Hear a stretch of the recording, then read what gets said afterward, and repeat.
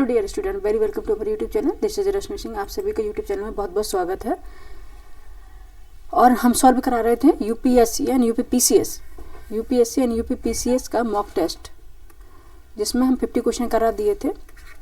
UPSC and UPPCS का mock test लगा रहे थे हम, जिसमें 100 क्वेश्चन है और इसमें हम 50 क्वेश्चन करा दिए थे पार्ट फर्स्ट में, और आज हम कराने वाले हैं पार्ट सेकंड। ठीक है, इसमें 50 क्वेश्चन कराएंगे। इस तरह से टोटल हमारा जो 100 क्वेश्चन का मॉक टेस्ट है ये कंप्लीट हो जाएगा। ठीक है, आइए चलते हैं, स्टार्ट कर लेते हैं आज का टेस्ट। और आप देखेंगे कि आपकी जो डायरेक्शन है स्टडी की वो सही चल रही है नहीं। अगर आप सॉल्व कर पा रहे हैं, नहीं कर पा रहे हैं, तो रिवीजन की आपको ज़रूरत है। रिवीजन करेंगे तो फिर सॉल्व कर लेंगे। ठीक है, आइए देख लेते हैं। क्वेश्चन नंबर है 51। 50 तक कंप्लीट हो गया था कल, यानी कि फ्राइडे को सैटरडे को क्लास ली थी, संडे ऑफ रखते हैं हम। क्वेश्चन नंबर है 51।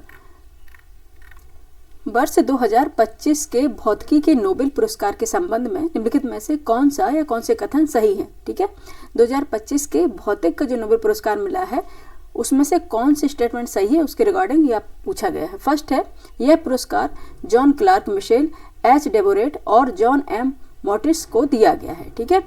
सेकंड है, यह विद्युत परिपथ में मैक्रोस्कोपिक क्वांटम मैकेनिकल टनलिंग और ऊर्जा क्वांटीकरण की खोज के लिए दिया गया है। ठीक है। थर्ड है, उनके प्रयोगों में क्वांटम प्रभाव को प्रदर्शित करने के लिए कमरे के तापमान पर संचालित अर्धचालक शामिल थे। इसमें कौन कौन से ऑप्शन सही हो जाएंगे ये आपको बताने हैं। कूट का प्रयोग करना है, कूट का प्रयोग करके सही उत्तर देना है। ऑप्शन ए केवल 1 2, ऑप्शन बी केवल 1 3, ऑप्शन सी में 2 और 3, ऑप्शन डी में 1 2 3। बताइए क्या आंसर हो जाएगा। आइए देख लेते हैं। ठीक है, जो भौतिकी का नोबेल पुरस्कार मिला है, मैंने नोबेल पढ़ा भी दिया है आपको, एक पूरी क्लास ले लिए, डेप्थ में पढ़ाया है। ठीक है, जाके आप वहाँ पे पढ़ सकते हैं अगर आपका ये क्वेश्चन गलत हो रहा है तब। फर्स्ट है, यह पुरस्कार जॉन क्लार्क, मिशेल एच डेबोरेट और जॉन एम मोर्टिस को दिया गया है। ठीक है, ये बिल्कुल सही है। सेकंड स्टेटमेंट है, यह विद्युत परिपथ में मैक्रोस्कोपिक क्वांटम मैकेनिकल टनलिंग और ऊर्जा क्वांटीकरण की खोज के लिए दिया गया है, ये भी सही है। ठीक है, लेकिन थर्ड स्टेटमेंट क्या है, इनने उनके प्रयोगों में क्वांटम प्रभाव को प्रदर्शित करने के लिए कमरे के तापमान पर संचालित अर्धचालक शामिल थे, ये गलत है। ठीक है, ये गलत हो जाएगा। क्यों गलत हो जाएगा? क्यों? इसमें क्या दिया गया है कि कमरे के तापमान पर अर्धचालक शामिल थे, बल्कि ऐसा नहीं था। उन्होंने जो प्रयोग किया था उसमें अर्धचालक की जो सर्किट है वो शामिल नहीं थे। उसमें कौन सा था? अतिचालक जो सर्किट थे वो शामिल किया गया था। अतिचालक सर्किट जो शामिल किया गया था, अतिचालक। ठीक है, अतिचालक सर्किट इसमें शामिल किए गए थे और बहुत ही कम तापमान पर ये संचालित किया गया था, जिससे जो अतिचालकता है उसको बनाए रखा जाए। ठीक है, तो ये वाला क्या है, रॉन्ग हो जाएगा पैटर्न, थर्ड स्टेटमेंट। और अपना निकल के क्या आएगा ऑप्शन, हम एलिमिनेट कर लेते हैं। थर्ड जिसमें है उसको हम क्रॉस कर देते हैं, निकल के आएगा option A. First and second statement सही है, आंसर आ जाएगा 51 का ऑप्शन ए। ठीक है, नेक्स्ट चलेंगे। क्वेश्चन नंबर है 52। क्वेश्चन नंबर हमारा है 52। देखते क्या पूछा है। वर्ष 2025 के चिकित्सा के नोबेल पुरस्कार के संबंध में निम्नलिखित तथ्यों पर विचार करना। फर्स्ट स्टेटमेंट है, यह पुरस्कार मैरी ई ब्रंको, फ्रेड रामस्डेल और शिमो साकागुची को परिधीय प्रतिरक्षा सहिष्णुता से संबंधित खोजों के लिए दिया गया है। ठीक है, ये थोड़ा हिंदी टफ लिखी गई है। यह पुरस्कार मैरी ई ब्रंको, फ्रेड रामस्डेल और शिमोन साकागुची को परिधीय प्रतिरक्षा सहिष्णुता से संबंधित खोज के लिए दिया गया है। ठीक है, ये स्टेटमेंट पढ़ लिया हमने। अब सेकंड पे चलते हैं। सेकंड स्टेटमेंट है, उनके शोध ने FOXP3 जीन को नियामक टी कोशिकाओं के विकास और कार्य के लिए आवश्यक के रूप में पहचाना। ठीक है, थर्ड है, देख लेते हैं। विजेताओं ने एक नई साइटोकाइन की खोज की है जो टी कोशिका संकीर्ण को दबाती है। इनमें से कौन से कथन सही है? ठीक है, यहाँ पे देखेंगे, क्योंकि हमने जूम किया हुआ है इसलिए आप स्क्रॉल करना पड़ रहा है, क्योंकि अगर हम इसे जूम नहीं करेंगे तो मोबाइल वाले जो बच्चे मोबाइल में पढ़ते हैं उनको दिक्कत हो जाएगी पढ़ने में। ठीक है, लैपटॉप वाले तो पढ़ लेंगे आराम से, लेकिन मोबाइल वाले में बहुत छोटा दिखेगा तो प्रॉब्लम हो जाएगी, इसलिए मैंने इसको जूम किया हुआ है। बताइए कौन से कथन सही है। ऑप्शन ए केवल 1 और 2, ऑप्शन बी है 1 और 3, ऑप्शन सी केवल 2 और 3, ऑप्शन डी में दिया है 1 2 3। बताइए क्या आंसर हो जाएगा क्वेश्चन नंबर 52 का। ठीक है, आइए देख लेते हैं। यह पुरस्कार मैरी ई ब्रंको, फ्रेड रामस्डेल, शिमोन साकागुची को परिधीय प्रतिरक्षा सहिष्णुता से संबंधित खोजों के लिए दिया गया। Absolutely correct. सेकंड है, उनके शोध ने FOXP3 जीन को नियामक टी कोशिकाओं के विकास और कार्य के लिए आवश्यक के रूप में पहचाना है, ये भी सही है। थर्ड है, विजेताओं ने एक नई साइटोकाइनेन की खोज की है जो टी कोशिका संकरण को दबाती है, ये गलत है। ठीक है, ये गलत है। ठीक है, उन्होंने ऐसी कोई खोज नहीं की है। उनका क्या कार्य है, उन्होंने क्या किया है कि जो उनका कार्य है नियामक टी कोशिकाओं और FOXP3 जीन के प्रतिरक्षा प्रणाली के नियमन में भूमिका को समझाने पर केंद्रित है। ठीक है, ना कि नई साइटोकाइनेन की खोज की है। तो ये तो गलत हो गया। तो आंसर निकल के आएगा, इसमें एलिमिनेशन प्रोसेस हम यूज कर लेते हैं। थर्ड जो है जिसमें भी है उसको हम क्रॉस कर लेते हैं, निकल के आ गया ऑप्शन ए राइट आंसर। ठीक है, ऑप्शन ए राइट। कई बार निकल भी आता है एलिमिनेशन प्रोसेस से और कई बार नहीं भी आता है। सबसे सही है कि आप कॉन्सेप्ट अपना क्लियर रखें। अगर आपका कॉन्सेप्ट क्लियर है तो आपका क्वेश्चन गलत नहीं होगा। ठीक है, नेक्स्ट चलेंगे क्वेश्चन नंबर 53 पर। क्वेश्चन नंबर है 53, बैटरी चालित वाहन के संदर्भ में निम्नलिखित कथनों पर विचार कीजिए। आइए कर लेते हैं विचार। फर्स्ट है, ये वाहन पेट्रोल एवं डीजल की जगह इलेक्ट्रिक मोटर द्वारा चालित होते हैं। ठीक है। सेकंड है, इस प्रकार के वाहन पर्यावरण हितैषी, प्रदूषण मुक्त एवं ऊर्जा मितव्ययी होते हैं। ठीक है, अब इसके चलते हैं ऑप्शन पर। ऑप्शन में क्या दिया गया है, ऑप्शन में क्या दिया गया है, आइए देख लेते हैं। थर्ड है, निकेल धातु हाइड्राइड बैटरी। ठीक है, यहाँ पे देखेंगे निकेल धातु हाइड्राइड बैटरी इन वाहनों के लिए सबसे उपयुक्त बैटरी प्रकार है। ठीक है, उपयुक्त में से कितने कथन सही हैं। अब इसमें ये पूछ लिया है, जैसे यूपीएससी में हमेशा पूछता है कि कितने स्टेटमेंट सही है। ठीक है, अब आपको बताना है कितने स्टेटमेंट सही है। ऑप्शन ए में बताया केवल एक, ऑप्शन बी में बताया है केवल दो, ऑप्शन सी में बताया है सभी तीन, ऑप्शन डी में बताया है कोई भी नहीं। बताइए कितने इसमें सही हो जाएंगे। आइए देख लेते हैं, स्क्रॉल कर लेते हैं, हम क्वेश्चन पे वापस चलते हैं अपने। ठीक है, क्वेश्चन पे आ गए। ठीक है, इसमें क्या पूछा गया था, बैटरी चालित वाहन के संदर्भ में निम्नलिखित कथनों पर विचार करना था। वो क्या था, फर्स्ट था ये वाहन पेट्रोल एवं डीजल की जगह इलेक्ट्रिक मोटर द्वारा चालित होते हैं, ये सही था। और उसमें सेकंड में क्या है, इस प्रकार के वाहन पर्यावरण हितैषी होते हैं, बिल्कुल सही। लेकिन प्रदूषण मुक्त एवं ऊर्जा मितव्ययी होते हैं, ऐसा नहीं है, ऊर्जा की बचत करने वाले होते, मितव्ययी नहीं होते। ठीक है, तो ये वाला तो रॉन्ग हो जाएगा। और थर्ड में दिया गया था निकेल धातु हाइड्राइड बैटरी इन वाहनों के लिए सबसे उपयुक्त बैटरी प्रकार है। ठीक है, ये भी सही है। तो कितने स्टेटमेंट सही हो जाएंगे हमारे, कितने स्टेटमेंट सही हो जाएंगे 53 के, बताइए। ये हो जाएंगे 2। ठीक है, एक गलत हुआ है तो 2 इसमें सही है। ऑप्शन हमारा बी राइट आंसर हो जाएगा। ठीक है, ऑप्शन बी इसका राइट आंसर हो जाएगा। ठीक है, ये वाला सही था, ऑप्शन बी राइट आंसर हो जाएगा। 2 स्टेटमेंट सही है। नेक्स्ट चलेंगे, क्वेश्चन नंबर है 54, निम्नलिखित युग्मों पर विचार कीजिए। आइए कर लेते हैं विचार। ठीक है, फर्स्ट है अल्फा किरणें, ये द्विआयनित हीलियम परमाणुओं की बनी होती हैं, अल्फा किरणें। सेकंड है बीटा किरणें, ये किरणें इलेक्ट्रॉनों की बनी होती हैं। ठीक है, और थर्ड में दिया गया है गामा किरणें, ये किरणें फोटॉन की बनी होती है। उपरोक्त में से कितने युग्म सही सुमेलित हैं, आपको बताना है। ऑप्शन ए में केवल एक युग्म, ऑप्शन बी में दिया है केवल 2 युग्म, ऑप्शन सी में दिया है सभी 3 युग्म, ऑप्शन डी में दिया है कोई भी युग्म नहीं है। बताइए 54 का आंसर क्या हो जाएगा। ठीक है, कितने युग्म सही सुमेलित है, यहाँ पे हम जरूर देखेंगे कहीं नहीं ना पूछ लिया हो। ठीक है, सिर्फ क्या पूछा है, कितने युग्म सही सुमेलित हैं। ठीक है, अल्फा किरणें हैं, ये द्विआयनित हीलियम परमाणुओं की बनी होती है, सही है। और बीटा किरणें हैं, ये किरणें इलेक्ट्रॉनों की बनी होती है, ये भी सही है। और गामा किरणें हैं, ये किरणें फोटॉन की बनी होती हैं। ठीक है, तो तीनों स्टेटमेंट सही हैं, तो आंसर हमारा हो जाएगा सी, ऑप्शन सी इसका राइट आंसर हो जाएगा। ठीक है, 54 का ऑप्शन सी राइट आंसर हो जाएगा। नेक्स्ट चलते हैं 55, क्वेश्चन नंबर है 55। आइए पढ़ लेते हैं, पहले इसको हम स्क्रॉल कर लेते हैं।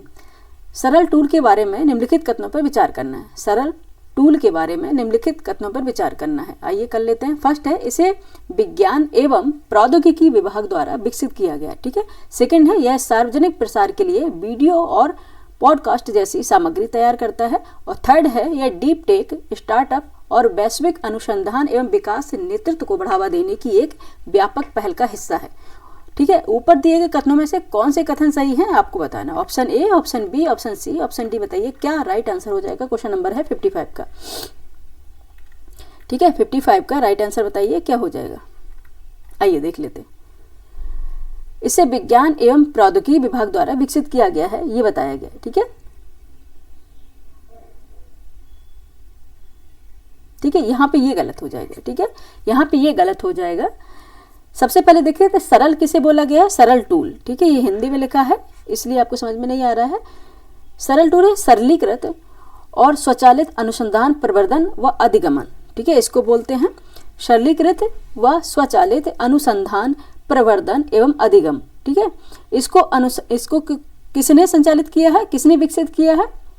इसे अनुसंधान राष्ट्रीय, इसके जो है सरलीकृत व स्वचालित अनुसंधान, प्रवर्धन एवं अधिगम को अनुसंधान राष्ट्रीय अनुसंधान फाउंडेशन ANRF द्वारा विकसित किया है। यहाँ पे लिख दे रहे हैं हम ANRF द्वारा विकसित। एक मिनट, ANRF। ठीक है, इसे अनुसंधान राष्ट्रीय अनुसंधान फाउंडेशन द्वारा विकसित किया गया। अनुसंधान राष्ट्रीय अनुसंधान फाउंडेशन द्वारा विकसित किया गया है इसे, कि न कि विज्ञान प्रौद्योगिकी विभाग द्वारा। तो यहाँ पे ये तो स्टेटमेंट रॉन्ग हो गया। सेकंड है, यह सार्वजनिक प्रसार के लिए वीडियो और पॉडकास्ट जैसी सामग्री तैयार करता है, सही है। और यह डीप टेक, स्टार्टअप और वैश्विक अनुसंधान एवं विकास नेतृत्व को बढ़ावा देने की एक व्यापक पहल का हिस्सा भी है। ठीक है, क्या है? व्यापक पहल का ये हिस्सा भी है। आंसर क्या हो जाएगा? आंसर हो जाएगा हमारा फर्स्ट। अगर हम इसको एलिमिनेट करेंगे, फर्स्ट को एलिमिनेट करेंगे, ये ठीक है रॉन्ग था फर्स्ट, यहाँ भी रॉन्ग था। अब हम बी और सी में कंफ्यूज हो जाएंगे कि बी होगा या फिर सी होगा। ठीक है, तो ये तो अपना पता था कि पॉडकास्ट के लिए यूज़ किया जाता है। अगर आपको इसकी जानकारी होगी तो फिर आप कर लेंगे, अगर नहीं होगी तो कॉन्सेप्ट आपको एक बार इसे पढ़ना होगा, तब हो पाएगा ये। ठीक है, क्या आ गया आंसर? 55 का आंसर आ गया ऑप्शन सी। ठीक है, 2 और 3। नेक्स्ट चलेंगे, क्वेश्चन नंबर है 56। क्वेश्चन नंबर है 56। ये साइंस से और टेक्नोलॉजी से संबंधित क्वेश्चन है। ठीक है, ये जो आप क्रॉनिकल मैगजीन वगैरह आती हैं, हम किसी मैगजीन को बढ़ावा नहीं देते, पीडी है या फिर क्रॉनिकल, जो आपको अच्छी लगे, आप मंथली मैगजीन आती हैं वो आप रीड करिए। ठीक है, जिससे आपका कॉन्सेप्ट भी क्लियर होगा और जो करंट अफेयर डेप्थ में पूछते हैं अभी, वो भी आपका क्लियर हो जाएगा। ठीक है, क्वेश्चन नंबर है 56। वैश्विक मौसम विज्ञान उपग्रह डेटा के संदर्भ में डायरेक्ट ब्रॉडकास्ट नेटवर्क के बारे में निम्नलिखित कथनों पर विचार करना है। आइए कर लेते हैं। फर्स्ट है, यह निम्न पृथ्वी कक्षा उपग्रहों से डेटा तेजी से प्राप्त करने के लिए विश्व मौसम विज्ञान संगठन की पहल है। ठीक है। सेकंड है, इसका उद्देश्य मौसम पूर्वानुमान के लिए उपग्रह डेटा मिलने में होने वाली देरी को कम करना है। ठीक है। थर्ड में दिया गया है, यह स्थानीय उपग्रह डेटा को संसाधित करता है और वैश्विक मानकों के साथ जांचता है। ठीक है। और फोर्थ में दिया गया है, डायरेक्ट ब्रॉडकास्ट नेटवर्क स्टेशन हमेशा किसी भी स्थान से सभी उपग्रहों से संकेत प्राप्त कर सकता है। ये हमने पढ़ लिया। ठीक है। अब इसके देखना है कि ऊपर दिए कथनों में से कौन से सही हैं। ठीक है। Option A, option B, option C, option D में से राइट आंसर निकालना है, कौन सा सही होगा। ठीक है, कौन सा इसका सही होगा। पहले हम इसको उस पर चलते हैं।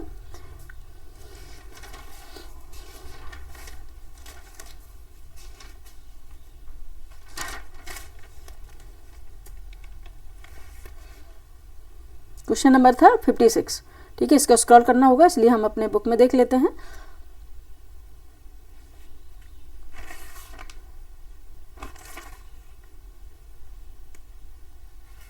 ठीक है, इसको भी यहीं पे बता देते हैं कि फिर स्क्रॉल करेंगे, इसको जूम आउट करना पड़ता है।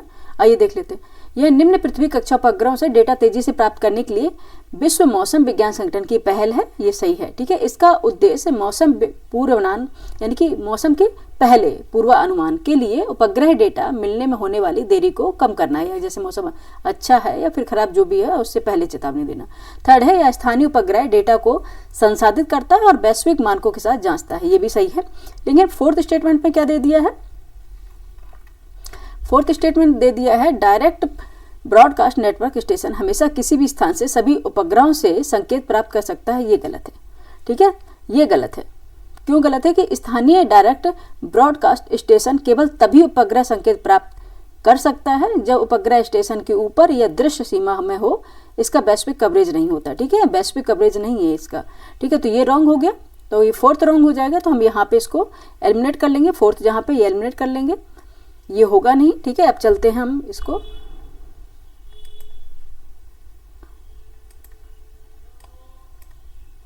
क्या है, या क्यों नहीं रहा? एक मिनट बच्चे, इसके नीचे तो है नहीं अभी।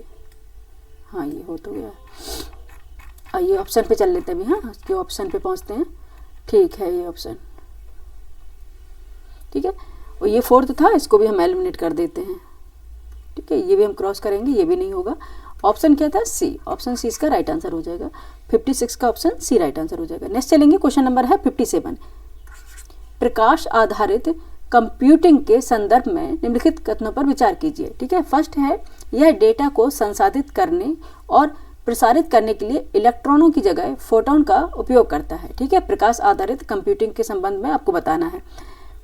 सेकंड है, ऑप्टिकल इंटरकनेक्ट एआई सिस्टम में डेटा ट्रांसफर की बाधाओं को दूर करने में मदद कर सकते हैं। थर्ड स्टेटमेंट में दिया गया, इसकी एक खामी यह है कि ऑप्टिकल सिस्टम विद्युत प्रतिरोध के कारण काफी गर्मी उत्पन्न करते हैं। उपयुक्त में से कौन से कथन सही हैं? Option A, option B, option C, option D में से आपको राइट आंसर चुनना है। ठीक है, बताइए क्या आंसर हो जाएगा। आइए देख लेते हैं।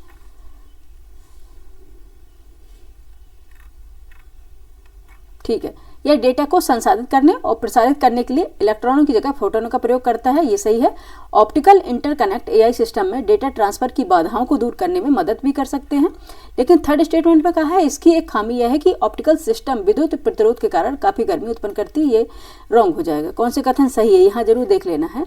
ठीक है, रॉन्ग हो जाएगा। क्या है इसमें? क्या है? प्रकाश आधारित कंप्यूटिंग में फोटोन का उपयोग किया जाता है, सही है। ऑप्टिकल इंटरकनेक्टिव जैसे कि silicon, photonics AI data transfer को तेज और कुशल बना सकते हैं और फोटोन विद्युत प्रतिरोध का सामना नहीं करते। ठीक है, क्या है? फोटोन है जो विद्युत प्रतिरोध का सामना नहीं करते, इसलिए गर्मी बहुत कम उत्पन्न होती है। इसमें क्या क्या है? गर्मी, काफी गर्मी उत्पन्न होती है, इसमें क्या है? बहुत कम होती है। ठीक है, इसलिए ये रॉन्ग हो जाएगा। ठीक है, बहुत कम, इसलिए ये है रॉन्ग हो जाएगा। तो अब ये रॉन्ग हो गया, तो अभी एलिमिनेट कर लेते हैं। एलिमिनेशन प्रोसेस यूज करेंगे सबसे पहले, अगर नहीं होता है तो। ठीक है, क्योंकि सभी को हर चीज पता नहीं होती, कुछ ऐसे है ना कि आउट ऑफ सिलेबस भी आ जाती हैं।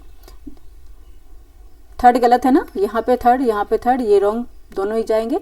निकल के आंसर क्या आएगा?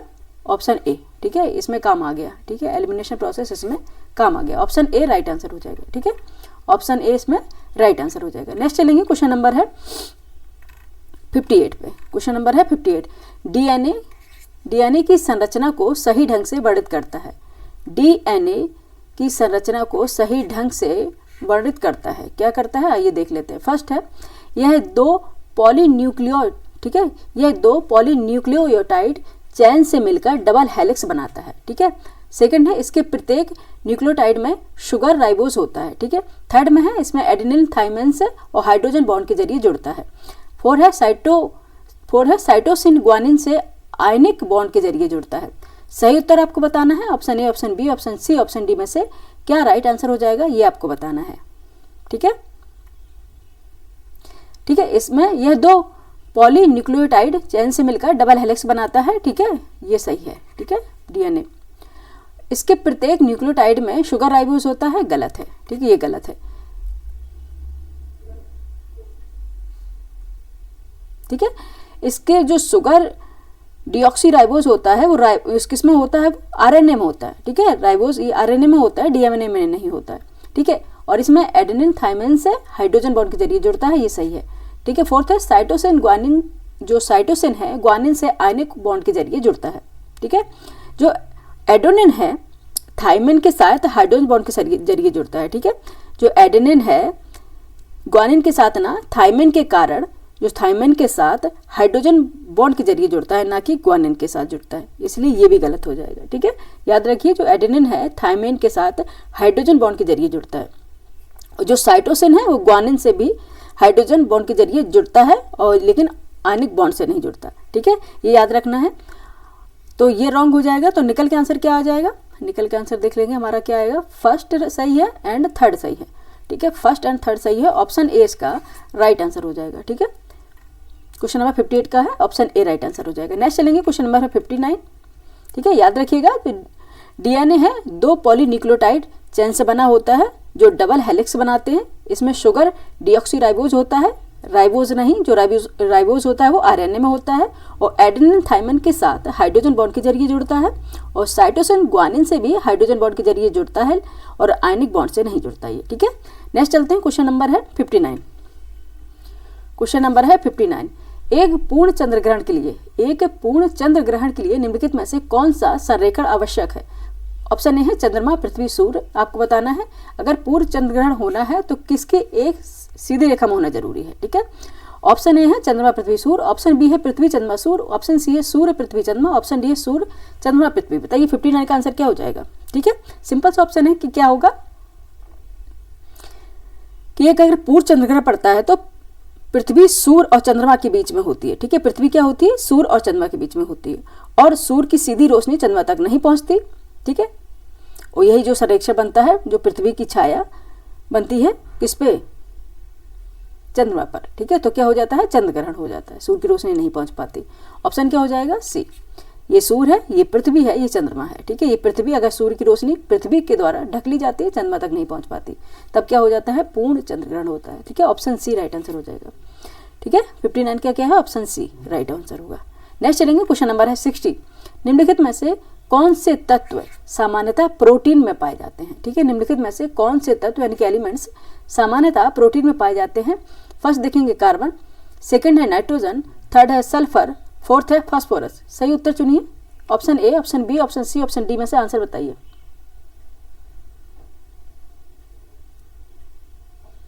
हाँ ठीक है, प्रोटीन में क्या पाए जाते हैं, देखेंगे कार्बन पाया जाएगा, ठीक है। नाइट्रोजन पाया जाएगा, नाइट्रोजन तो पाया जाएगा प्रोटीन में, और थर्ड है सल्फर, लेकिन इसमें फास्फोरस नहीं पाया जाता, ठीक है। फास्फोरस इसमें नहीं पाया जाता है। कार्बन पाया जाता है, हाइड्रोजन, ऑक्सीजन और नाइट्रोजन इनसे बना होता है, कुछ कुछ में सल्फर भी होता है, ठीक है। और फास्फोरस मुख्य रूप से देखेंगे आमतौर पर न्यूक्लिक एसिड यानी कि डीएनए आरएनए में पाया जाता है, प्रोटीन में नहीं पाया जाता, ठीक है। तो आंसर क्या हो जाएगा इसका, क्वेश्चन नंबर 60 का आंसर निकल के आएगा 1 2 3, ठीक है। 4 नहीं होगा, ऑप्शन ए राइट आंसर होगा, ठीक है। ऑप्शन ए 60 का राइट आंसर होगा, ठीक है। प्रोटीन देखेंगे कि मुख्य रूप से कार्बन, हाइड्रोजन, ऑक्सीजन और नाइट्रोजन से बना होता है, और कुछ में सल्फर भी होता है, लेकिन फास्फोरस आमतौर पर न्यूक्लिक एसिड यानी कि डीएनए आरएनए में पाया जाता है, लेकिन प्रोटीन में नहीं पाया जाता। ऑप्शन क्या हो जाएगा, ए। नेक्स्ट चलेंगे, क्वेश्चन नंबर है 61। प्रदूषण नियंत्रण बोर्ड के संदर्भ में निम्नलिखित कथनों पर विचार कीजिए। फर्स्ट देख लेते हैं, फर्स्ट स्टेटमेंट दिया गया है, केंद्रीय प्रदूषण नियंत्रण बोर्ड की स्थापना वायु रोकथाम और प्रदूषण। अब आगे चलेंगे, इसको स्क्रॉल करेंगे, ठीक है। यहां तक ही थे, पेन ले लेते हैं, पेन ले रहे हैं, ठीक है। इस क्वेश्चन नंबर है 61, ठीक है।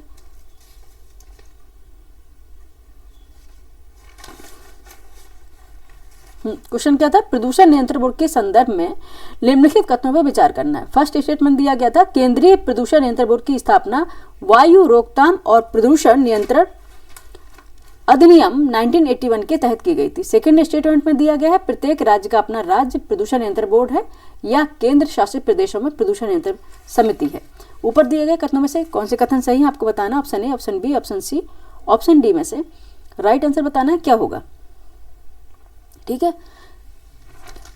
जो इसमें फर्स्ट स्टेटमेंट था, एक मिनट, फर्स्ट स्टेटमेंट था, हाँ स्क्रॉल करते हैं, ये दिक्कत जरूर होती है ऑप्शन को लेकर, ठीक है। जो केंद्रीय प्रदूषण नियंत्रण बोर्ड की स्थापना या वायु रोकथाम और प्रदूषण नियंत्रण अधिनियम 1981 के तहत की गई थी, ये गलत है, ठीक है, ये गलत है, यहाँ पे ये रॉन्ग हो जाएगा। और प्रत्येक राज्य का अपना राज्य प्रदूषण नियंत्रण बोर्ड है या केंद्र शासित प्रदेशों में प्रदूषण नियंत्रण समिति है, ये सही है, ठीक है। आंसर क्या हो जाएगा, ऑप्शन बी, केवल 2, ऑप्शन बी इसका राइट आंसर हो जाएगा, ठीक है। हाल ही में भी देखेंगे कि जो भारत के सर्वोच्च न्यायालय ने पुष्टि की है कि प्रदूषण नियंत्रण बोर्ड और जो प्रदूषण नियंत्रण बोर्ड है उसको जल रोकथाम और प्रदूषण नियंत्रण अधिनियम 1974, ये 1981 का है, 1974, ठीक है, अधिनियम। और 1981 के तहत क्या है, क्षतिपूर्ति और प्रतिपूरक हर्जाना लगाने का अधिकार है, ठीक है। ये आंसर क्या हो जाएगा, इसलिए गलत हो गया, यहाँ पे होगा 1974, ठीक है। ऑप्शन क्या हो गया, बी राइट आंसर होगा। ठीक है, ऑप्शन क्या इसका? बी राइट आंसर होगा। नेक्स्ट चलेंगे, क्वेश्चन नंबर है 62। ठीक है, आप लोग बोर हो रहे होंगे बच्चे, अगर आपको यूपीएससी देना है तो लेंदी क्वेश्चन सॉल्व करने की आदत डालनी पड़ेगी। ठीक है, अब यूपीएससी है और यूपीपीसीएस है, उसके नक्शे कदम पर ही चल रहा है। ठीक है, सेम ये बड़ा भाई है तो ये इसका छोटा भाई है, उस तरह से क्वेश्चन आ रहे हैं। अगर आप आदत डालेंगे, ठीक है, अगर लेंदी क्वेश्चन करने की, तभी आप एग्जाम में कर पाएंगे। ठीक है, नहीं तो वहाँ पे पेशेंस इंसान नहीं रख पाता है बड़े बड़े लेंदी क्वेश्चन देखकर, और क्या होता है, टाइम कम होता है। ठीक है, इसलिए आपको आदत डालनी ही पड़ेगी अगर आपको क्वालिफाई करना है, अदरवाइज अगर नहीं करना है तो फिर मत कीजिए। नेक्स्ट चलेंगे, क्वेश्चन नंबर है 62। क्वेश्चन नंबर है 62। International big cat alliance, international big cat alliance के संदर्भ में निम्नलिखित कथनों पर विचार करना है। ठीक है, इंटरनेशनल बिग कैट अलायंस के संदर्भ में निम्नलिखित कथनों पर विचार करना। देखते हैं, फर्स्ट है IBCA की स्थापना 2023 में पर्यावरण, वन और जलवायु परिवर्तन मंत्रालय के तहत राष्ट्रीय बाघ संरक्षण प्राधिकरण द्वारा की गई थी। सेकेंड स्टेटमेंट में कहा गया इसके अधिदेश में 7 बड़ी बिल्लियों, यानी कि 7 बड़ी बिग कैट इसी बोलते हैं, उसमें कौन कौन आते हैं? बाघ, शेर, तेंदुआ, हिम तेंदुआ, चीता, जगुआर और प्यूमा का संरक्षण शामिल है। ऊपर दिए गए कथनों में से कौन से कथन सही हैं? Option A, option B, option C और ऑप्शन डी में से आपको राइट आंसर देना है। बताइए क्या आंसर हो जाएगा। ठीक है, आइए देख लेते हैं। IBC की स्थापना 2023 में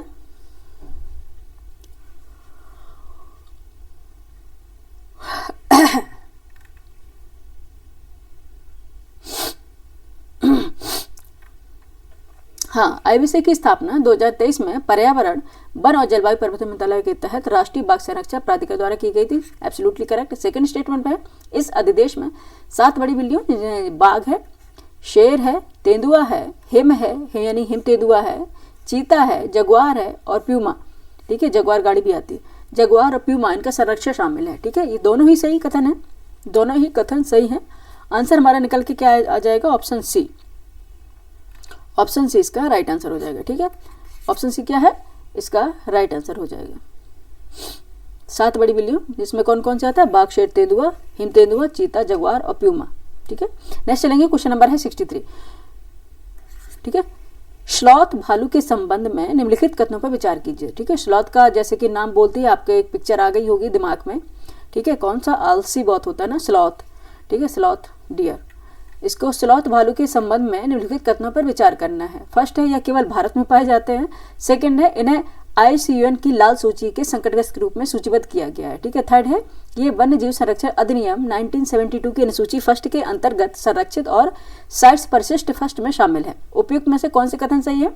ऑप्शन ए में दिया है केवल 1, 2, ऑप्शन बी में केवल 1, 3, ऑप्शन सी में 2 और 3, ऑप्शन डी में 1, 2, 3। बताइए क्या हो जाएगा। क्वेश्चन नंबर 63 का आंसर बताएं फटाफट।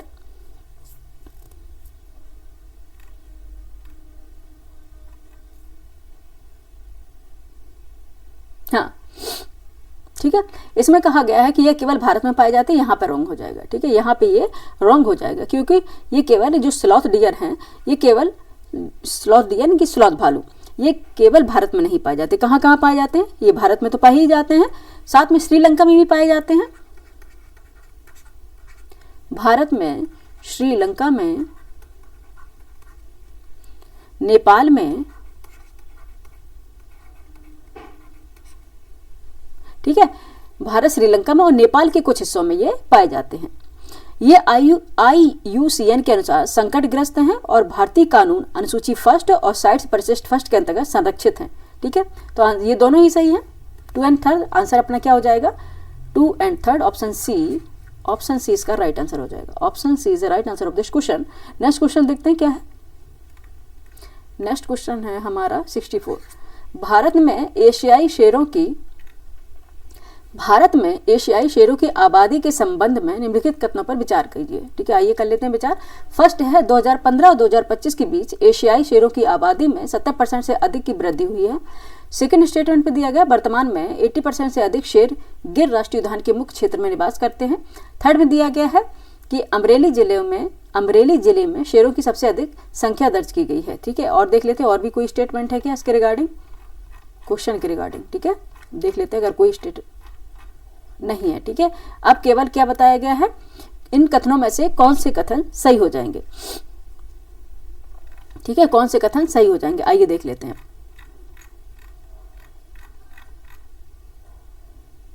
ठीक है, 2015 और 2025 के बीच एशियाई शेरों की आबादी 70% से अधिक की वृद्धि हुई है। ठीक है, ये सही है, 70% से अधिक की वृद्धि हुई है। ठीक है, लेकिन वर्तमान में 80% से अधिक शेर गिर राष्ट्रीय उद्यान के मुख्य क्षेत्र में निवास नहीं करते, ये गलत होगा। और अमरेली जिले में शेरों की सबसे अधिक जो जनसंख्या है, अधिक संख्या दर्ज की गई है, ये भी सही है। ठीक है, ये भी सही है। आंसर अपना क्या हो जाएगा, 1 और 3। ठीक है, 1 और 3 ऑप्शन में होगा। जो एशियाई शेरों की संख्या जो आबादी है 2015 में 523 से बढ़कर 2025 में 891 हो गई थी, ये आपने डेटा पढ़ा भी होगा। और ये 70.36% की इसमें वृद्धि हुई है। ठीक है, 70.36% की इसमें वृद्धि हुई है। केवल 20% शेर मुख्य क्षेत्र में रहते हैं, अधिकांश बफर और आसपास के क्षेत्रों में रहते हैं। एशियाई शेरों में की आबादी है जो। और अमरेली जिले में शेरों की संख्या सबसे अधिक है, जिसमें 82 नर और 117 मादा हैं और 79 क्या है, शावक हैं। और इसमें क्या कहा है, 80% से अधिक से गिर राष्ट्रीय उद्यान के मुख्य क्षेत्र में निवास करते हैं, ये गलत है। ठीक है, क्या होता है जो 80% नहीं करते, केवल 20% ही शेर मुख्य क्षेत्र में निवास करते हैं। ठीक है, यहाँ पे 20% होगा बच्चे, 80% नहीं होगा। ठीक है, 20% होगा। और बफर और आसपास के क्षेत्रों में बफर और जोन होता है, ये सब मैंने पढ़ाया हुआ है, आप जाके विजिट करें इसी चैनल पे, तब आपको दिख जाएगा। ठीक है, आंसर क्या हो जाएगा निकल के, 1st और 3rd ऑप्शन जिसमें होगा वही हमारा राइट आंसर हो जाएगा। ठीक है, आइए ऑप्शन पे चल देते हैं। ठीक है, 1st और 3rd ऑप्शन 20 का राइट आंसर हो जाएगा। ठीक है, ऑप्शन 20 का राइट आंसर हो जाएगा। नेक्स्ट चलेंगे, क्वेश्चन नंबर है 65। निम्नलिखित कथनों पर विचार कीजिए। आइए कर लेते हैं विचार। स्टेटमेंट फर्स्ट है, मैंग्रोव लवड़ी क्षेत्र में पाए जाने वाले पादप समुदाय है। ठीक है, सेकंड स्टेटमेंट में दिया गया है, भारत में पाए जाने वाले कुल मैंग्रोव क्षेत्र में से 10% क्षेत्र केवल पश्चिम बंगाल के सुंदरबन में स्थित हैं। उपयुक्त में से कथनों में से आपको बताना है क्या सही है। ठीक है, option A, option B, option C, option D में से राइट आंसर आपको बताना है क्या सही हो जाएगा। ठीक है, आइए देख लेते हैं। मैंग्रोव्स है तो लवड़ी क्षेत्र में पाए जाने वाले पादप समुदाय हैं। ठीक है, ये बिल्कुल सही है। मैंग्रोव फॉरेस्ट तो आपको पता होगा, इस पर गवर्नमेंट भी इसको बढ़ावा दे रही है। भारत में मैंग्रोव क्षेत्र, मैंग्रोव जो होते हैं लवड़ी क्षेत्र में पाए जाने वाले पादप समुदाय होते हैं, ये विश्व में उष्णकटिबंधीय और उपोष्णकटिबंधीय यानी कि अंतर्ज्वारीय क्षेत्रों में पाए जाते हैं, जिनमें वर्षा की मात्रा 1000 से 3000 मिलीमीटर और तापमान 26 से 35 डिग्री सेंटीग्रेड होता है। ठीक है, ये क्या होते हैं, हाई जो सैलिनिटी होती है वहां पे भी ग्रो कर सकते हैं। और इसमें सेकंड में क्या बताया गया, भारत में पाए जाने वाले जो मैंग्रोव फॉरेस्ट है 10% केवल पश्चिम बंगाल के सुंदरबन में पाए जाते हैं। ये पे यहाँ इसलिए यहाँ पे गलत हो जाएगा, क्योंकि भारत राज्य की जो रिपोर्ट आई है 2023 के अनुसार, भारत में मैंग्रोव से क्षेत्र 4991.68 वर्ग किलोमीटर में है। और देश में पाए जाने वाले कुल मैंग्रोव क्षेत्र में लगभग कितना 42.45% केवल पश्चिम बंगाल के सुंदरबन जो डेल्टा है वहाँ पाए जाते हैं। ठीक है, तो कितने 10% नहीं बल्कि 42% पाए जाते हैं। ठीक है, इसलिए ये क्या हो जाएगा, गलत हो जाएगा। और आंसर हमारा निकल के क्या आएगा, आइए देख लेते हैं। क्वेश्चन नंबर 65 का आंसर क्या होगा। कथन एक सही है किंतु कथन सेकंड गलत है। Option C is the right answer of this question. Next चलते हैं, क्वेश्चन नंबर है 66। क्वेश्चन नंबर है 66, जिसे मिनामाटा लिखा हुआ है। ठीक है, क्वेश्चन नंबर है 66। मिनामाटा कन्वेंशन सम्मेलन के संबंध में निम्नलिखित कथनों पर विचार कीजिए। ठीक है, मिनामाटा भी बोलते हैं, मिनामाटा कन्वेंशन सम्मेलन के संबंध में निम्नलिखित कथनों पर विचार करने आइए कर लेते हैं विचार। फर्स्ट है, मिनामाटा कन्वेंशन विशेष रूप से प्लास्टिक अवशिष्ट प्रबंधन पर केंद्रित है। सेकंड स्टेटमेंट है, सम्मेलन का उद्देश्य मानव स्वास्थ्य और पर्यावरण को पारा प्रदूषण से बचाना है। उपयुक्त कथनों में से कौन सा सही है, option A, option B, option C, option D में से आपको राइट आंसर देना है। बताइए कौन सा सही हो जाएगा। ठीक है, जो मिनामाटा कन्वेंशन है विशेष रूप से प्लास्टिक अवशिष्ट प्रबंधन पर केंद्रित है, ये गलत है। ठीक है, ये गलत है। सबसे पहले आपको समझना है जो मिनामाटा कन्वेंशन सम्मेलन है, यह एक अंतर्राष्ट्रीय संधि है जिसका उद्देश्य मानव स्वास्थ्य और पर्यावरण को पारा प्रदूषण से बचाना है, ना कि प्लास्टिक प्रदूषण से। किससे बचाना है, पारा प्रदूषण से। ठीक है, ये कई बार पीसीएस का फेवरेट क्वेश्चन है, जरूर पूछ लेते हैं। और यह जो कन्वेंशन है 2013 में अपनाया गया था। ठीक है, कब अपनाया गया था, 2013 में ये अपनाया गया था और 2017 से ये लागू हुआ था। ठीक है, लागू कब हुआ था, क्योंकि अलग अलग डेट कई बार पूछ लेते हैं तो ये जरूर मेंशन करना जरूरी है। 2017 में ये लागू हुआ था और 134 देश कुछ हैं इसके अनुमोदक देश हैं। ठीक है, और मेरा मत है ये सेकंड वाला सही है। सम्मेलन का उद्देश्य मानव स्वास्थ्य और पर्यावरण को पारा प्रदूषण से बचाना है, ये वाला सही है। ठीक है, ये इसमें प्लास्टिक देके गलत बना दिया था। आंसर क्या हो जाएगा, ऑप्शन केवल बी राइट आंसर हो जाएगा। ठीक है, ऑप्शन बी राइट आंसर हो जाएगा 66 का। ठीक है, नेक्स्ट चलेंगे, क्वेश्चन नंबर है 67। निम्नलिखित कथनों पर विचार कीजिए। ठीक है, कथन फर्स्ट है जैविक खेती फसल वृद्धि को बढ़ावा देने के लिए सिंथेटिक उर्वरकों, ठीक है, यहाँ पे देखेंगे जैविक खेती फसल वृद्धि को बढ़ावा देने के लिए सिंथेटिक उर्वरकों और कीटनाशकों के उपयोग पर निर्भर करती है। ठीक है, बिल्कुल सही है। नेक्स्ट देखेंगे कथन क्या है, पर्माकल्चर परिस्थिति सिद्धांतों पर आधारित एक समग्र डिजाइन प्रणाली है। उपयुक्त कथनों में से कौन से कथन सही है, निम्नलिखित में से कौन सा सही है ये आपको बताना है। ठीक है, कौन सा कथन सही हो जाएगा ये आपको बताना है। ठीक है, इसमें क्या है, जैविक खेती फसल वृद्धि को बढ़ावा देने के सिंथेटिक उर्वरकों का प्रयोग नहीं किया जाता है। जैसे पहले ही बोलते हैं जैविक खेती, ठीक है, तो सिंथेटिक उर्वरक इसमें कहाँ से यूज हो जाएंगे। ठीक है, इस क्या होता है, इसमें प्राकृतिक उर्वरक यूज होते हैं, जैसे कि खाद और जैविक कीट इसमें नियंत्रण करने के लिए उपयोग किए जाते हैं। ठीक है, ये वाला तो ये गलत हो गया। ठीक है, और नेक्स्ट है सेकंड, पर्माकल्चर पारिस्थितिकी सिद्धांतों पर आधारित एक समग्र डिजाइन प्रणाली है। ठीक है, ठीक है, इसी वर्ष का 1970 में के दशक में बिल मॉलिसन और डेविड हेमलग्रेन द्वारा आधुनिक समाज की पर्यावरण चुनौतियों का अस्थिर प्रथाओं की प्रतिक्रिया के रूप में विकसित किया गया था ये पर्माकल्चर पारिस्थितिक सिद्धांत को, पर्माकल्चर पारिस्थितिक सिद्धांत को। ठीक है, और बाकी इसको कॉन्सेप्ट में आगे समझना है तो फिर एनवायरमेंट इकोलॉजी क्लास लेंगे, उसमें समझाएंगे। ठीक है, तो आंसर क्या हो जाएगा, सेकेंड ऑप्शन फर्स्ट स्टेट गलत है और सेकंड सही है। ठीक है, आइए देख लेते हैं क्वेश्चन नंबर किस में आएगा। ऑप्शन पे चलते हैं, क्वेश्चन नंबर 67 का, हाँ ऊपर यहाँ पे आएगा। 1 मिनट 1 सेकंड का समय दीजिएगा हमको।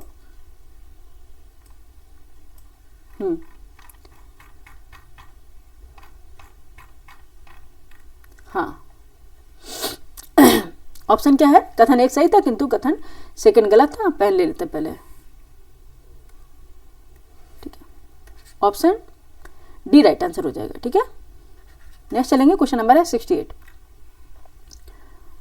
निम्नलिखित कथनों पर विचार कीजिए, आइए कर लेते हैं। ठीक है, यूपीएससी बहुत विचार करवाता है। कथन फर्स्ट है वेटलैंड्स पर रामसर कन्वेंशन वेटलैंड्स के संरक्षण और टिकाऊ उपयोग के लिए एक अंतर्राष्ट्रीय संधि है। वेटलैंड्स जानते हो ना, नमभूमि।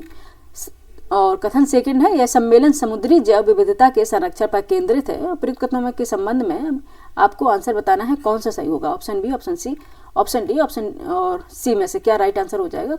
कथन 1 सही है या कथन सेकंड सही है या फिर दोनों सही है, आपको बताइए क्या आंसर हो जाएगा 68 का। ठीक है, वेटलैंड्स पर रामसर कन्वेंशन वेटलैंड्स के संरक्षण और टिकाऊ उपयोग के लिए एक अंतर्राष्ट्रीय संधि है। ठीक है, ये बिल्कुल सही है। लेकिन इसमें क्या बताया गया कि रामसर जो सम्मेलन है यह सम्मेलन समुद्री जैव विविधता के संरक्षण पर केंद्रित है, ऐसा नहीं है। ठीक है, ये सिर्फ समुद्री जैव विविधता पर संरक्षण पर केंद्रित नहीं है। ठीक है, सबसे पहले आप समझ लें जो रामसर कन्वेंशन है ये 1971 में अपनाया गया था। ठीक है, कब अपनाया गया था, 1971 में। ठीक है, यहाँ पे मेंशन कर लो, डेट जरूर पूछती है यूपीएससी, नहीं तो यूपीपीसीएस वाले डेट से खास लगाव है इनको। ठीक है, कब अपनाया गया था, 1971 में अपनाया गया था। और वर्तमान में इसके अगर सदस्य देखें, वर्तमान में अगर इसमें 171 जो पार्टियां से जुड़ी हुई हैं और इसमें जो कन्वेंशन वेटलैंड को दलदल अभी ये अगर पूछा जाए कि डब भूमि किसे कहेंगे, ठीक है, वेटलैंड्स किसे कहेंगे, तो इसको अगर परिभाषा देनी हो तो क्या आप बोलेंगे, कौन कौन सी भूमि इसमें शामिल हो जाएगी। ठीक है, इसमें कौन कौन सी भूमि होगी, जो दलदल होगा, मार्सी जो पीटलैंड होगी वो, ठीक है, जो पानी के क्षेत्र जो हैं जो प्राकृतिक हैं चाहे वो कृत्रिम हो वो भी होंगे, और स्थायी हैं या फिर अस्थायी हैं वो भी इसमें शामिल होंगे, स्थिर बहने वाले हैं या फिर जैसे झरना हो, वाटरफॉल्स वगैरह ये, या फिर नदियाँ ये भी इसमें शामिल होंगी, ताजे पानी के जो होंगे वो भी, और फ्रेश वाटर के होंगे वो भी, और खारे जो जल होगा वो भी इसमें शामिल किया जाएगा। ठीक है, और समुद्री पानी तो इसके क्षेत्र शायद जो समुद्री पानी है जो वो तो इसमें शामिल किया ही जाता है। लेकिन इसके एक और इसका कॉन्सेप्ट है कि इनकी गहराई जो है, यानी कि जो गहराई है कम ज्वार पर 6 मीटर से अधिक नहीं होनी चाहिए। ठीक है, इसकी डेफिनेशन में शामिल है ये वेटलैंड्स के डेफिनेशन में। ठीक है, और रामसर कन्वेंशन समुद्री जैव विविधता पर नहीं, कि जो सी बायोडाइवर्सिटी पर नहीं केंद्रित है, ये किस पर केंद्रित है, ये है आर्द्र भूमि के संरक्षण पर केंद्रित है बायोडाइवर्सिटी, ठीक है। जैसे कि वेटलैंड्स है इसी के संरक्षण पर केंद्रित है, नम भूमि को संरक्षण देना है इसमें, ठीक है। और जैव विविधता पर कन्वेंशन सीबीडी के अंतर्राष्ट्रीय संधि है जो समुद्री जैव विविधता के संरक्षण पर केंद्रित है, वो सीबीडी है, ठीक है, वो अलग है। तो आंसर क्या हो जाएगा, आंसर क्या हो जाएगा, यह सम्मेलन समुद्री जैव विविधता के संरक्षण पर केंद्रित है। जैविक विविधता पर कन्वेंशन सीबीडी एक अंतर्राष्ट्रीय संधि है जो समुद्री जैव विविधता संरक्षण पर केंद्रित है, ठीक है। आंसर क्या हो जाएगा, आंसर हो जाएगा अपना सी, ऑप्शन सी इसका राइट आंसर हो जाएगा, ठीक है। कई बार मैगजीन में भी आंसर गलत दे रखते हैं, ठीक है, एक बार अच्छे से आप पढ़ लें, क्योंकि हम आपको रीड आउट करके अच्छे से देख के क्या गलत है क्या सही है उसके बाद ही हम आपके समक्ष रखते हैं, ठीक है। ऑप्शन क्या है, सी राइट आंसर हो जाएगा। नेक्स्ट चलेंगे, क्वेश्चन नंबर है 69।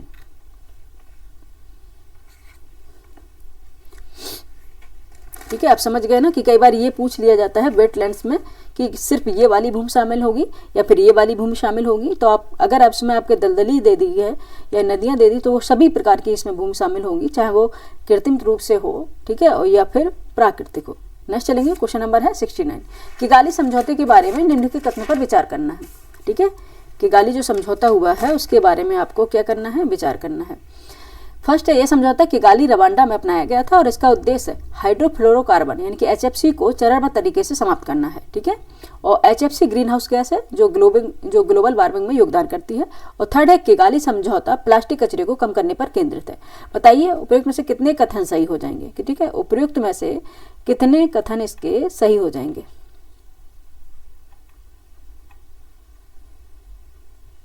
ठीक है, देखेंगे जो किगाली समझौता है ये 2016 में अपनाया गया था और 2019 में ये लागू हुआ है, ठीक है। यहाँ पे हम लिख देते हैं 2016 में अपनाया गया है और 2019 में लागू का डेट अलग होती है, तो 2019 में लागू हुआ है, ठीक है, किगाली समझौता।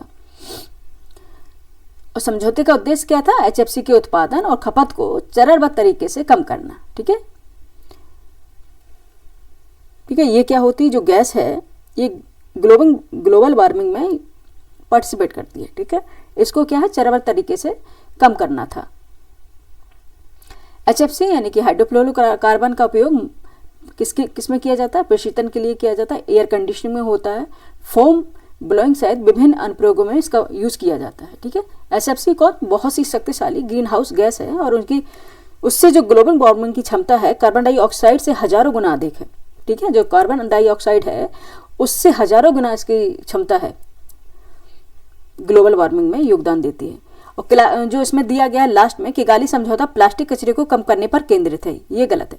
जो किगाली समझौता प्लास्टिक कचरे को कम करने पर केंद्रित नहीं है, यह समझौता HFC के उत्पादन और खपत को चरणबद्ध तरीके से कम करने के लिए केंद्रित है,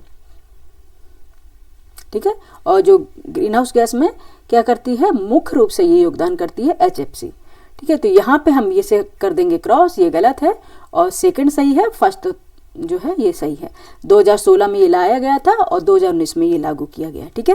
तो आंसर क्या हो जाएगा, क्वेश्चन नंबर इसमें पूछा गया था कि कितने कथन सही है, ठीक है। इसमें एक कथन ही गलत हुआ है तो केवल 2 कथन इसमें सही, ऑप्शन बी इसका राइट आंसर हो जाएगा, ठीक है। ऑप्शन बी क्या है, राइट आंसर हो जाएगा। नेक्स्ट चलेंगे, क्वेश्चन नंबर है 70। निम्नलिखित पर विचार करना है, ठीक है। आइए कर लेते हैं। फर्स्ट है मक्खियाँ, सेकंड में है कॉकरोच, थर्ड में है केकड़े और फोर्थ में है जेलीफिश। उपयुक्त में से कितने जीव अपरदाहारी, ठीक है। अभी तक आपने शाकाहारी, मांसाहारी सुना होगा, सर्वाहारी सुना होगा, ठीक है, लेकिन अपरदाहारी नहीं सुना होगा।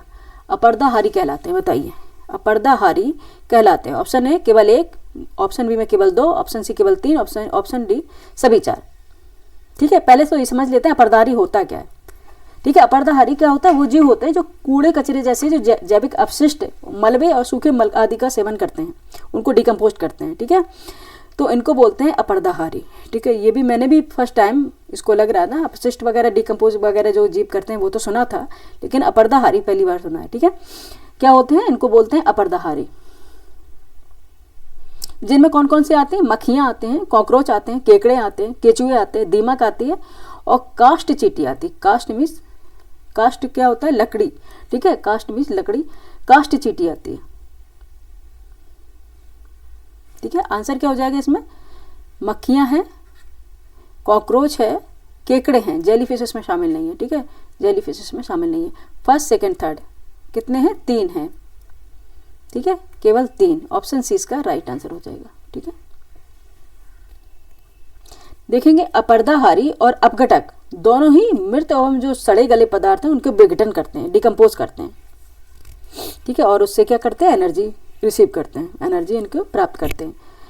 अगर ये ना हो पृथ्वी पर, ठीक है, अगर ये पृथ्वी पर पूरी तरह से खत्म हो जाए तो क्या होगा, ठीक है, अगर ये पूरी तरह से पृथ्वी से अगर खत्म हो जाए तो पृथ्वी क्या हो जाएगी, कूड़े कचरे का भंडार हो जाएगी, ठीक है, जो कोई भी चीज डिकम्पोज नहीं होगी। डिकम्पोज करने का काम ये क्या कर रहे हैं, ये जो इसमें दिए गए हैं ऑप्शन में, ठीक है, ये सारे करते हैं। इन्हें बोलते हैं अपर्दाहारी। अपर्दाहारी किन्हें कहते हैं, जो कूड़े कचरे जैसे जैविक अपशिष्ट, मलबे और सूखे मल आदि का सेवन करके, ठीक है, इनको डिकम्पोज करने का काम करते हैं। उनमें मक्खियां हैं, कॉकरोच है, केकड़े हैं, केचुए हैं, दीमक है और कास्टिटी है, ठीक है, ये याद रखना। ऑप्शन क्या हो जाएगा हमारा, सी राइट आंसर हो जाएगा। नेक्स्ट चलेंगे क्वेश्चन नंबर 71। ये पीसीएस के फेवरेट क्वेश्चन है। नेक्स्ट चलते हैं, क्वेश्चन नंबर है 71। पीएम सेतु के बारे में निम्नलिखित कथनों पर विचार कीजिए। फर्स्ट है, पीएम सेतु उच्चीकृत औद्योगिक प्रशिक्षण संस्थानों के माध्यम से कौशल और रोजगार रूपांतरण की केंद्र प्रायोजित योजना है, ठीक है, कौन सी, केंद्र प्रायोजित योजना है, ठीक है। आइए आप स्क्रॉल कर लेंगे, क्वेश्चन पे चलते हैं।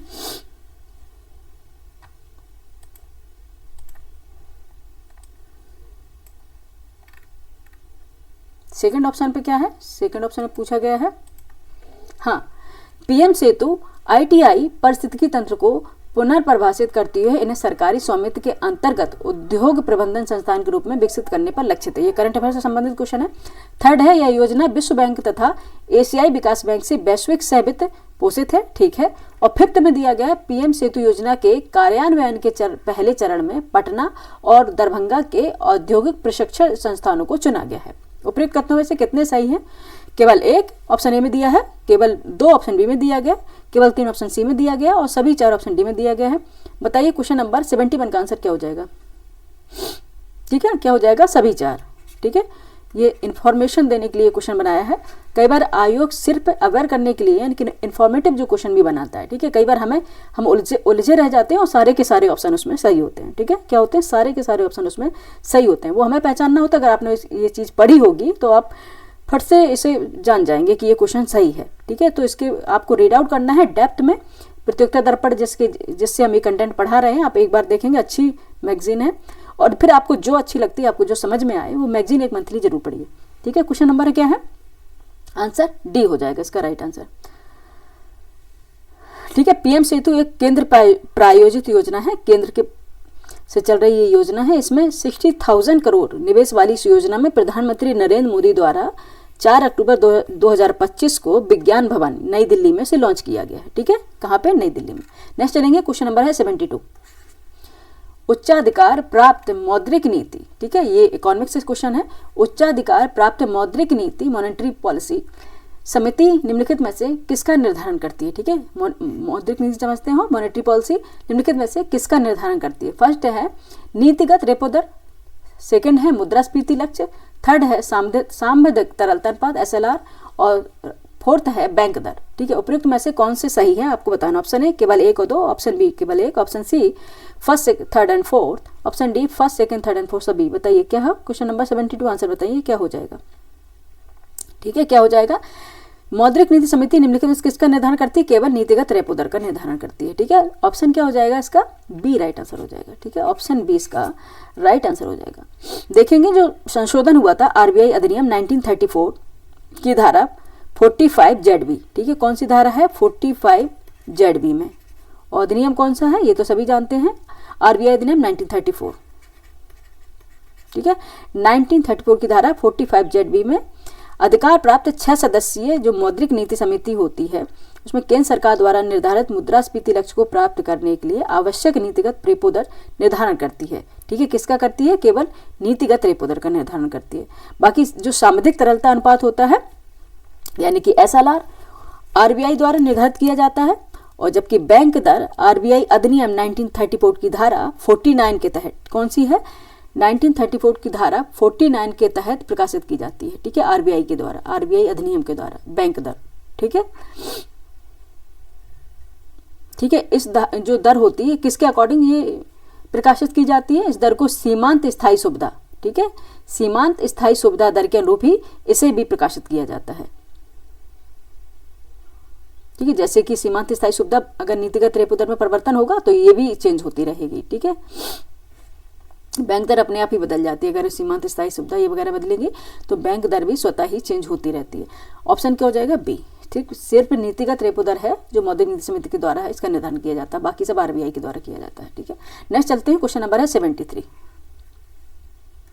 क्वेश्चन नंबर है 73, आइए देख लेते हैं। न्यूनतम समर्थन मूल्य एमएसपी, ठीक है, न्यूनतम समर्थन मूल्य मिनिमम सपोर्ट प्राइस के संदर्भ में निम्नलिखित कथनों पर विचार करना है। आइए कर लेते हैं। फर्स्ट है, भारत में सबसे पहली बार न्यूनतम समर्थन मूल्य गेहूं के लिए 1966 से लेकर 67 में निर्धारित किया गया था। ठीक है, सेकंड है, न्यूनतम समर्थन मूल्य की सिफारिश कृषि लागत मूल्य आयोग द्वारा की जाती है। थर्ड है, बिल्कुल सही है, ये कई बार स्टेटमेंट पूछ चुका है, किसके द्वारा की जाती है? कृषि लागत एवं मूल्य आयोग द्वारा की जाती है। ठीक है, थर्ड है, न्यूनतम समर्थन मूल्य का निर्धारण आर्थिक मामलों की मंत्रिमंडलीय समिति द्वारा किया जाता है। ठीक है, और फोर्थ है, न्यूनतम समर्थन मूल्य किसी फसल के लिए वह न्यूनतम कीमत है जिसे सरकार कृषकों के लिए लाभकारी मानती है तथा सहायता देने के लिए उचित समझती है। और फिफ्थ है, वर्तमान में सरकार 23 कृषि जिन्सों के लिए न्यूनतम समर्थन मूल्य का निर्धारण करती है, लेकिन इन जिन्सों की बाजारी कीमतें न्यूनतम समर्थन मूल्य से नीचे जाने पर भी इन जिन्सों की संपूर्ण मात्रा को खरीदने के लिए वैधानिक रूप से बाध्य नहीं है। ठीक है, बाध्य नहीं है गवर्नमेंट, क्योंकि निर्धारण करती है, अगर इससे नीचे भी अगर जा रहा है प्राइस तो वो बाध्य नहीं है कि इसको फिर से इसे लाभ पहुंचा सके एमएसपी पर। ठीक है, तो आंसर क्या हो जाएगा? उपयुक्त में से कितने कथन सही है? Option A, option B, option C, option D में से बताइए क्या राइट आंसर हो जाएगा 73 का। ठीक है, आइए देख लेते हैं। ठीक है, इसमें जो दिए गए इन्फॉर्मेटिव क्वेश्चन था सभी सही हैं। ठीक है, सभी सही, इसलिए हम आराम से पढ़ रहे थे इसको और इसमें अंडरलाइन भी करते जा रहे थे। ठीक है, कि क्या क्या इंपॉर्टेंट है। ठीक है, ये इंपॉर्टेंट है कि किसके द्वारा न्यूनतम समर्थन मूल्य की सिफारिश की जाती है? कृषि लागत मूल्य आयोग द्वारा की जाती है। ठीक है, यहाँ पे ये सही है। और न्यूनतम समर्थन मूल्य का निर्धारण आर्थिक मामलों की मंत्रिमंडलीय समिति द्वारा किया जाता है। यहाँ पे याद रखना आपको ये चीज। ठीक है, और ये जो 23 कृषि जिन्सों के लिए न्यूनतम समर्थन मूल्य का निर्धारण करती है, ये भी सही है। ठीक है, ऑप्शन क्या हो जाएगा? डी। नेक्स्ट चलेंगे, क्वेश्चन नंबर है 74। ठीक है, 74 है, विधानमंडल के प्रति कार्यपालिका की वित्तीय जवाबदेही समितियों की एक, ठीक है, यहाँ तक पढ़ लेते हैं, बाकी फिर आगे स्क्रॉल करेंगे। विधानमंडल के प्रति कार्यपालिका की वित्तीय जवाबदेही समितियों की एक, नेक्स्ट चलेंगे एक प्रणाली के माध्यम से सुनिश्चित की जाती है। निम्नलिखित में से कौन सी समिति इस प्रणाली का हिस्सा नहीं है? ठीक है, कौन सी समिति इस प्रणाली का हिस्सा नहीं है? इसको एक बार दोबारा से हम पढ़ेंगे, क्वेश्चन को दोबारा से एक बार इस क्वेश्चन को हम रीड करेंगे। ठीक है, क्वेश्चन नंबर था क्या 74 था ना बच्चे? हाँ 74। ठीक है, विधानमंडल के प्रति कार्यपालिका की वित्तीय जवाबदेही समितियों की एक प्रणाली के माध्यम से सुनिश्चित की जाती है। निम्नलिखित में से कौन सी समिति इस प्रणाली का हिस्सा नहीं है, ये बताना है। ठीक है, कौन सी प्रणाली का हिस्सा नहीं है? विधानमंडल के प्रति कार्यपालिका की जो वित्तीय जवाबदेही है उसके प्रति ये इसका हिस्सा नहीं है। कौन सी? फर्स्ट है आर्थिक मामलों पर मंत्रिमंडलीय समिति, सेकंड है लोक लेखा समिति, और थर्ड है प्राक्कलन समिति, एस्टीमेट कमेटी जिसे बोलते हैं, और फिफ्थ है सार्वजनिक उपक्रम समिति। ठीक है, सही कूट है option A, option B, option C, option D. ये क्वेश्चन आ चुका है, अभी पीसीएस का एग्जाम हुआ था, बस इसको घुमा के दूसरी तरह से बना दिया गया, पर एक कमेटी और बढ़ा दी गई। बताइए क्या होगा इसका आंसर? 74 का आंसर बताइए क्या हो जाएगा?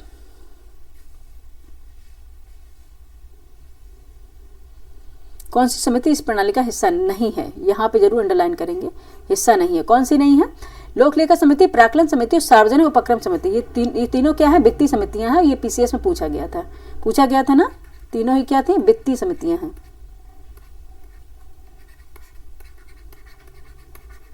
ठीक है, ये केवल नहीं है वित्तीय समिति।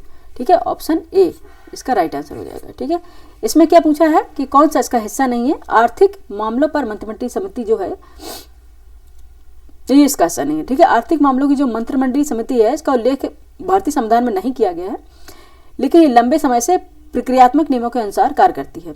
इसका गठन प्रधानमंत्री के निर्देश के अकॉर्डिंग किया जाता है और अन्य जो 3 समितियां हैं इनका गठन लोकसभा, राज्यों की विधानसभाओं की प्रक्रिया एवं कार्य संचालन नियमों के अंतर्गत किया जाता है।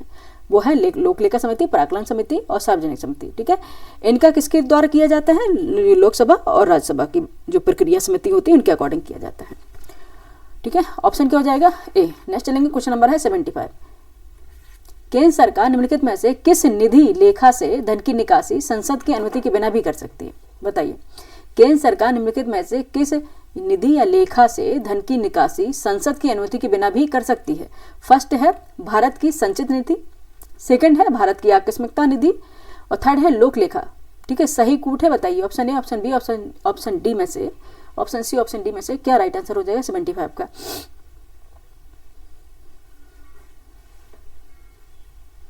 ठीक है, किसके इसमें पता है? निकासी बिना भी कर सकती है, बिना भी नहीं कर सकती है। ठीक है, किसके बिना भी नहीं करती? भारत की संचित निधि, इसकी आवश्यकता पड़ती है अनुमति की, लेकिन भारत की आकस्मिकता निधि में आवश्यकता नहीं पड़ती है और लोक लेखा समिति में नहीं पड़ती है। हम लोग दोनों कर देंगे। ठीक है, तो आंसर क्या हो जाएगा दोनों के? 2 एंड 3rd। ऑप्शन सी इसका राइट आंसर हो जाएगा 75 का। ठीक है, आइए अब इसे समझ लेते हैं भारत की संचित निधि के माध्यम से। ठीक है, भारतीय संविधान में सरकार के खातों के रखरखाव की प्रक्रिया का प्रावधान भारत की किसमें है? संचित निधि में। आकस्मिकता निधि और लोक लेखा समिति, ठीक है, इनके बारे में देखते हैं। सरकार द्वारा प्राप्त सभी जो राजस्व हैं और ऋण हैं और ऋणों के पुनर्भुगतान से प्राप्त सभी जो धनराशियां हैं कहाँ पे जमा होती हैं? भारत की संचित निधि में जमा की जाती हैं। ठीक है, और इस निधि से धन तभी खर्च किया जा सकता है जब संसद द्वारा उसे विनियोजित किया जाए, अनुमोदन हो संसद द्वारा, तभी उसका धन खर्च किया जा सकता है। ठीक है, यह निकाला जा सकता है। सेकंड है सरकार द्वारा या उसकी ओर से प्राप्त अन्य सभी धनराशियां लोक लेखा में जमा की जाती हैं। ठीक है, किसमें की जाती है? लोक लेखा में जमा की जाती है, जिससे धन की निकासी के लिए संसद के अनुमोदन की आवश्यकता नहीं होती लोक लेखा में। ठीक है, संसद के अनुमोदन की आवश्यकता नहीं होती, सम करते क्रॉस। ठीक है, और नेक्स्ट है जो आकस्मिकता निधि है, सरकार का अप्रत्याशित व्यय होता है, यानी कि जो इमरजेंसी फंड होता है वो इसको सक्षम बनाती पूरा करने के लिए। ठीक है, जब कभी इमरजेंसी पड़ जाए तब इससे निकाला जाता है उसमें, इसे बोलते हैं अप्रत्याशित व्यय या फिर बोलते हैं आकस्मिकता निधि। और इसे अगर निकालने के लिए संसद की स्वीकृति की आवश्यकता नहीं होती। ठीक है, ये भी हो जाएगा रॉन्ग। ठीक है, और बाकी इससे आवश्यकता किसकी होती है? भारत की संचित निधि, ये नहीं निकाल सकते इसमें से पैसा बिना अनुमोदन के। ठीक है, और किस में निकाल सकते हैं बिना अनुमोदन के? वो भारत की आकस्मिकता निधि से और लोक लेखा से। ऑप्शन सी इसका राइट आंसर हो जाएगा। ठीक है, ऑप्शन सी क्या हो गया? इसका राइट आंसर हो जाएगा। नेक्स्ट चलेंगे, ज़्यादा एक्सप्लेनेशन करेंगे, बहुत लंबा वीडियो चलता है फिर। ठीक है, अगर आप कहेंगे तो कॉन्सेप्ट के साथ अलग से बता देंगे हम। ऑप्शन सी राइट आंसर हो गया। नेक्स्ट चलेंगे, क्वेश्चन नंबर है 76। औद्योगिक उत्पादन सूचकांक IIP के संदर्भ में निम्नलिखित कथनों पर विचार करना है। आइए कर लेते हैं विचार। फर्स्ट है अखिल भारतीय औद्योगिक उत्पादन सूचकांक राष्ट्रीय सांख्यिकी कार्यालय द्वारा संकलित एवं जारी किया जाता है। सेकंड है अखिल भारतीय औद्योगिक उत्पादन सूचकांक का आधार वर्ष 2011-12 से संशोधित करके 2022-23 कर दिया है। और थर्ड है प्रमुख उद्योगों के उत्पादन का मासिक सूचकांक आर्थिक सलाहकार का कार्यालय। ठीक है, इसको हम स्क्रॉल कर रहे हैं, आधा बच्चे ऊपर जाएगा, थोड़ा इसे फिर से हम दोबारा से कर लेंगे। ठीक है, थर्ड है प्रमुख उद्योगों के उत्पादन का मासिक सूचकांक आर्थिक सलाहकार का कार्यालय उद्योग संवर्धन और आंतरिक व्यापार विभाग द्वारा संकलित और जारी किया जाता है। उपयुक्त में से कौन से कथन सही हो जाएंगे? Option A, option B, option C में ऑप्शन डी में से आंसर बताइए। आपको 76 बताना है, आपको आंसर क्या हो जाएगा? 76 का आंसर बताएं। ठीक है, अखिल भारतीय औद्योगिक उत्पादन सूचकांक राष्ट्रीय सांख्यिकी कार्यालय यानी कि NSO द्वारा संकलित एवं जारी किया जाता है, बिल्कुल सही है। ठीक है, अखिल भारतीय सूचकांक यानी कि अखिल भारतीय औद्योगिक उत्पादन सूचकांक का आधार वर्ष 2011-12 से संशोधित करके 2022-23 कर दिया, ये गलत है, अभी भी वही है, अभी भी वही है, अभी संशोधित नहीं किया गया है। ठीक है, 2011-12 ही है और इसे संशोधित कब किया गया था? 2004-05 में किया गया था। ठीक है, अब बात चल रही है इसको संशोधित करने की। थर्ड है प्रमुख उद्योगों के उत्पादन का मासिक सूचकांक आर्थिक सलाहकार का कार्यालय उद्योग संवर्धन आंतरिक व्यापार विभाग द्वारा संकलित और जारी किया जाता है, ये सही है। ठीक है, तो आंसर क्या हो जाएगा? उपयुक्त में से कौन से सही हैं? First and third.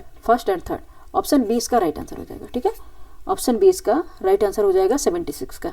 ठीक है, नेक्स्ट चलते हैं क्वेश्चन नंबर 77 पे। ठीक है, क्वेश्चन नंबर है 77। निम्नलिखित कथनों पर विचार करना। ये कर लेते हैं विचार। भारत के कुल औपचारिक विनिर्माण में आधे से अधिक ग्रामीण क्षेत्रों से आता है। ठीक है, भारत के कुल औपचारिक विनिर्माण में आधे से अधिक ग्रामीण क्षेत्रों से आता है। सेकंड है व्यापक रूप से कुल विनिर्माण में, मैन्युफैक्चरिंग में, फैक्ट्रियों में विनिर्मित उत्पाद, उसके उप उत्पाद, दूसरों के लिए विनिर्माण के माध्यम से अर्जित धन तथा किराए या बिजली की बिक्री जैसे गैर औद्योगिक स्रोतों से अर्जित धनराशि शामिल है। ठीक है, ये पढ़ लिया। अब चलेंगे हम इसको स्क्रॉल कर लेते हैं। ठीक है, 77 अच्छे से पढ़ लिया, एक बार दोबारा देख लीजिए। अब चलते हैं हम इसको स्क्रॉल कर लेते हैं। 77 क्वेश्चन है, इसके और ऑप्शन होंगे।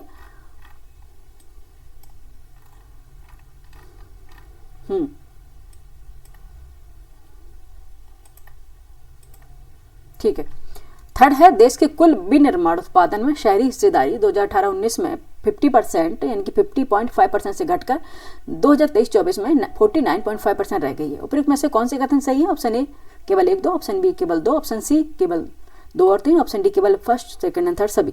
बताइए क्वेश्चन नंबर 77 का आंसर क्या हो जाएगा? इसमें सभी सही है। ठीक है, ऑप्शन डी, इसमें सभी सही है। ठीक है, सभी में गलतियां मत निकाला करो। ठीक है, सभी में गलतियां मत निकाला करो, कई बार सभी सही होते हैं। ठीक है, नेक्स्ट देखते हैं, क्योंकि आदत बन जाती है कि हाँ नहीं ये तो गलत होगा, ऐसा नहीं है, इसमें सभी सही है। नेक्स्ट चलते, क्वेश्चन नंबर है 78। यूरोपीय मुक्त व्यापार संघ EFTA, ठीक है, यूरोपीय मुक्त व्यापार संघ EFTA के साथ भारत के बीच हस्ताक्षरित trade and economic partnership agreement TEPA के अंतर के संदर्भ में निम्नलिखित कथनों पर विचार कीजिए। आइए कर लेते हैं विचार। फर्स्ट है भारत और एप्टा के बीच trade and economic partnership agreement 1 अक्टूबर 2025 से लागू हो गया है। और सेकंड है एप्टा समूह में आइसलैंड, स्विट्जरलैंड, नॉर्वे तथा लिंक्टनस्टाइन देश शामिल हैं, जिनमें से स्विट्जरलैंड भारत का सबसे बड़ा व्यापारिक भागीदार है। करंट अफेयर से संबंधित क्वेश्चन है, इंटरनेशनल रिलेशन से संबंधित क्वेश्चन है। थर्ड है यह समझौता यूरोप के किसी देश या ब्लॉक के साथ लागू होने वाला भारत का पहला व्यापार समझौता EFTA। उपयुक्त में से कौन से सही है? Option A, option B, option C, option D में से आपको आंसर बताना है। क्वेश्चन नंबर 78 का आंसर बताइए, क्या सही हो जाएगा। ठीक है, इसमें ये इंफॉर्मेशन दे रहा है, इंफॉर्मेटिव क्वेश्चन है। भारत एप्टा के बीच trade and economic partnership agreement 1 अक्टूबर 2025 से लागू हुआ है। बिल्कुल सही। एप्टा समूह में Iceland, Switzerland, Norway, Liechtenstein देश शामिल हैं, जिनमें से स्विट्जरलैंड जो है भारत का सबसे बड़ा व्यापारिक भागीदार है। याद रखना, सबसे बड़ा व्यापारिक भागीदार है। ठीक है, यह समझौता यूरोप के किसी देश या ब्लॉक के साथ लागू होने वाला भारत का पहला व्यापार समझौता है। आंसर क्या हो जाएगा? तीनों सही है, first, second, third, all. Option D right answer हो जाएगा। नेक्स्ट चलेंगे, क्वेश्चन नंबर है 79। वस्तु एवं सेवा कर GST, ठीक है, गुड्स एंड सर्विस टैक्स, वस्तु एवं सेवा कर परिषद की 56 यानी कि 56वीं बैठक के लिए लिए गए निर्णयों में शामिल हैं। क्या निर्णय में शामिल लिए गए हैं, आइए देख लेते हैं। फर्स्ट है वस्तु एवं सेवा कर की 5%, 12%, 18%, 28% दरों को घटाकर केवल 2 यानी कि 5% और 18% करना। ठीक है, सेकंड में है विलासिता एवं अहितकारी वस्तुओं पर 40% की विशेष दर लागू करना। थर्ड है राष्ट्रीय मुनाफाखोरी विरोधी प्राधिकरण NAA का गठन करना। और फोर्थ है वस्तु सेवा कर अपीलीय प्राधिकरण GSTAT को दिसंबर 2025 तक लागू करना। सही कूट बताइए, option A, option B, option C, option D में से राइट आंसर बताइए क्या होगा। 79 का राइट आंसर बताइए।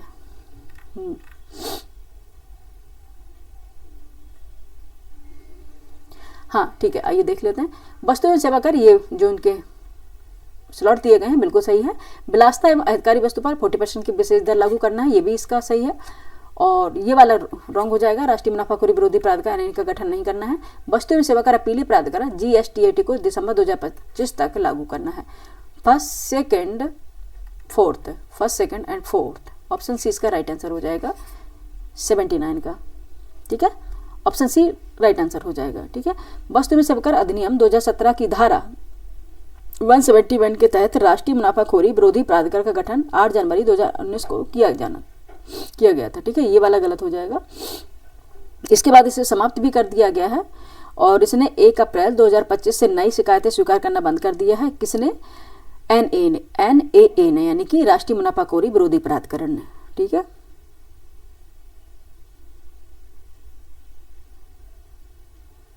अब इसे 2024 की अधिसूचना द्वारा इसे कार वस्तु एवं सेवा कर अपीली प्राधिकरण को हस्तांतरित कर दिया गया है, इसलिए अब ये नहीं है। ठीक है, ये अस्तित्व में अब नहीं है। ऑप्शन सी राइट आंसर हो जाएगा। नेक्स्ट चलेंगे, क्वेश्चन नंबर है 80। राष्ट्रीय कृषि एवं ग्रामीण विकास बैंक नाबार्ड के ग्रामीण धारणा सर्वेक्षण सितंबर 2025 के संदर्भ में निम्नलिखित कथनों पर विचार कर लीजिए। ठीक है, एक बार दोबारा से पढ़ लीजिए क्वेश्चन, फिर हम चलते हैं अपने ऑप्शन पे। राष्ट्रीय कृषि एवं ग्रामीण विकास बैंक नाबार्ड के ग्रामीण धारणा सर्वेक्षण सितंबर 2025 के संदर्भ में निम्नलिखित कथनों पर विचार कीजिए। दिमाग में रखिएगा क्वेश्चन और चलते हैं अपने ऑप्शन पे। ठीक है, ऑप्शन है फर्स्ट, भारत के 54.5% ग्रामीण परिवार केवल औपचारिक स्रोतों के ऋण लेते हैं। ठीक है, औपचारिक स्रोतों से ऋण लेते हैं। सेकंड है, भारत के 22% ग्रामीण परिवार पूरी तरह से अनौपचारिक स्रोतों से प्राप्त ऋणों पर निर्भर हैं। और थर्ड है, अनौपचारिक स्रोतों से प्राप्त ऋणों पर ब्याज दर 17 से 80% से आसपास है, जिनमें से 1/3 यानी कि 1/3 कर्जधारक 20% वार्षिक दर से अधिक ब्याज भुगतान करते हैं। में से कितने कथन सही है? Option A, option B, option C, option D में से राइट आंसर बताइए। किसका आंसर बताना है आपको? बताना है क्वेश्चन नंबर 80 का आंसर। ठीक है, जो भारत के 54% यानी कि ग्रामीण परिवार हैं औपचारिक स्रोतों से ऋण लेते हैं, बिल्कुल सही है। और भारत के जो 22% ग्रामीण परिवार हैं पूरी तरह से अनौपचारिक स्रोतों से प्राप्त ऋणों पर निर्भर होते हैं। अनौपचारिक स्रोतों से प्राप्त ब्याज दर 70 से 80% जो परसेंट है आसपास है, जिनके एक कर्जधारक है 20% वार्षिक दर से अधिक ब्याज भुगतान करते हैं। ठीक है, आपने देखा होगा गांव में अभी भी चलन है, लोगों को कई लोग होते हैं जो अभी भी पैसा देते हैं किस पे? ब्याज पे। ठीक है, तो ये बात इसमें यही कही गई है, बिल्कुल सही है, ऑप्शन है सी। ठीक है, ये आपकी प्रैक्टिकल नॉलेज है। आप अगर गांव से बिलोंग करते होंगे यानी कि ग्रामीण परिवेश से होंगे, आपको पता होगा ये गांव में चलता रहता है ये सब। ठीक है, क्वेश्चन नंबर कितना है? जो है 80 का है, ऑप्शन सी। ठीक है, ऑप्शन सी राइट आंसर हो जाएगा। नेक्स्ट चलेंगे क्वेश्चन नंबर 81। भुगतान नियामक बोर्ड PRB के संदर्भ में निम्नलिखित कथनों पर विचार करना है। फटाफट करते हैं क्योंकि फिर ज़्यादा लंबा वीडियो बन जाता है और ज़्यादा लंबा वीडियो क्या हो जाता है? उबाऊ हो जाता है, फिर बच्चों को पढ़ने में इंटरेस्ट नहीं रहता है। ठीक है, इंटरेस्ट खत्म हो जाता है, इसलिए जल्दी करेंगे। एक्सप्लेनेशन जहाँ पे जरूरत होगी वहाँ पे करेंगे। क्वेश्चन नंबर 81 है, भुगतान नियामक बोर्ड PRB के संदर्भ में निम्नलिखित कथनों पर विचार करना है। फर्स्ट है, भुगतान नियामक बोर्ड 6 सदस्यीय बोर्ड है, जिनमें से 3 सदस्य केंद्र सरकार द्वारा नामित तथा 3 सदस्य भारतीय रिजर्व बैंक द्वारा पदाधिकारी होते हैं। सेकंड है, भारतीय रिजर्व बैंक के गवर्नर भुगतान नियामक बोर्ड के पदेन अध्यक्ष होते हैं। और थर्ड है, भुगतान नियामक बोर्ड ने RBI के केंद्रीय बोर्ड की एक समिति भुगतान एवं निपटान प्रणाली विनियमन एवं पर्यवेक्षण बोर्ड BPSS का स्थान लिया है। ठीक है, और फोर्थ है, भुगतान नियामक बोर्ड को केंद्रीय वित्त मंत्रालय के वित्तीय सेवाएं विभाग द्वारा सहायता प्रदान की जाएगी। उपरोक्त में से कितने कथन सही हैं बताइए। क्वेश्चन नंबर है 81। ठीक है, क्वेश्चन नंबर क्या है बच्चे? 81 का आंसर बताइए कितना हो जाएगा आंसर। ठीक है, भुगतान नियामक बोर्ड 6 सदस्यीय बोर्ड है, जिनमें से 3 सदस्य केंद्र सरकार द्वारा नामित होते हैं तथा 3 सदस्य भारतीय रिजर्व बैंक द्वारा पदाधिकारी होते हैं, बिल्कुल सही। सेकंड है, भारतीय रिजर्व बैंक के गवर्नर भुगतान नियामक बोर्ड के पदेन अध्यक्ष होते हैं, बिल्कुल सही है। थर्ड में दिया गया, भुगतान नियामक बोर्ड ने RBI के केंद्रीय बोर्ड की एक समिति भुगतान एवं निपटान प्रणाली विनिमय एवं पर्यवेक्षण बोर्ड BPSS का स्थान लिया है, ये भी सही है। ठीक है, लेकिन ये दिया है भुगतान नियामक बोर्ड को केंद्रीय वित्त मंत्रालय की वित्तीय सेवाएं विभाग द्वारा सहायता प्रदान की जाएगी, ये गलत है। ठीक है, ये गलत हो जाएगा। आंसर क्या होगा इसमें? जो भुगतान नियामक बोर्ड है उसको भारतीय रिजर्व बैंक के भुगतान एवं निपटान प्रणाली विभाग द्वारा सहायता प्रदान की जाएगी, जो उसे सीधे रिपोर्ट करेगा। किसके द्वारा की जाएगी? ये रिजर्व बैंक के द्वारा, RBI के द्वारा। ठीक है, इसे किसके द्वारा प्रदान की जाएगी सहायता? RBI के द्वारा। ठीक है, तो ये आंसर क्या हो जाएगा? गलत। फोर्थ अगर गलत हो गया इसको एलिमिनेशन कर लेते हैं, फोर्थ जाएगा फिर। ठीक है, आंसर क्या है? बी, ऑप्शन बी इसका राइट आंसर हो जाएगा। ठीक है, काफी हद तक कारगर है, काफी हद तक कारगर। ऑप्शन बी राइट आंसर हो गया। नेक्स्ट चलेंगे क्वेश्चन नंबर 82। मुद्रास्फीति को नियंत्रित करने तथा आम नागरिकों पर इसके प्रभावों को समाप्त करने के लिए केंद्र सरकार द्वारा निम्नलिखित में से कौन से उपाय किए गए हैं? आइए देख लेते हैं। फर्स्ट है, यह 12 लाख तक की वार्षिक आय यानी कि वेतन भोगियों के लिए 12.75 लाख को आयकर से छूट देकर व्यक्ति की जो प्रायोज्य आय है उसमें वृद्धि करना है। ठीक है, मुद्रास्फीति नियंत्रण करने आम नागरिकों से प्रभाव समाप्त करने के लिए केंद्र सरकार द्वारा कौन से उपाय किए गए हैं, ये आपको बताना है। सेकंड है, वस्तु एवं सेवा कर सुधार 2.0 लागू करना है। और थर्ड है, भारत बॉन्ड के तहत चुनिंदा खाद्य पदार्थों की रियायती दरों पर बिक्री करना है। ठीक है, नेक्स्ट ऑप्शन देख लेते हैं, लेंदी क्वेश्चन है बस, लेंदी होते हैं यूपीएससी के सारे क्वेश्चन, 100 क्वेश्चन इसीलिए तो आते हैं, लेकिन कॉन्सेप्चुअल क्वेश्चन होते हैं सारे, ठीक है। थर्ड है चुनिंदा वस्तुओं की बाजार में, यानी कि फोर्थ में दिया है चुनिंदा वस्तुओं की बाजार में अधिक आपूर्ति बढ़ाने के लिए स्टॉक सीमा का कार्यान्वयन, ठीक है। बताइए क्या आंसर हो जाएगा 82 का, ठीक है। सभी सही है इसमें भी सभी सही, इंफॉर्मेटिव क्वेश्चन है, सभी सही है इसमें, ठीक है।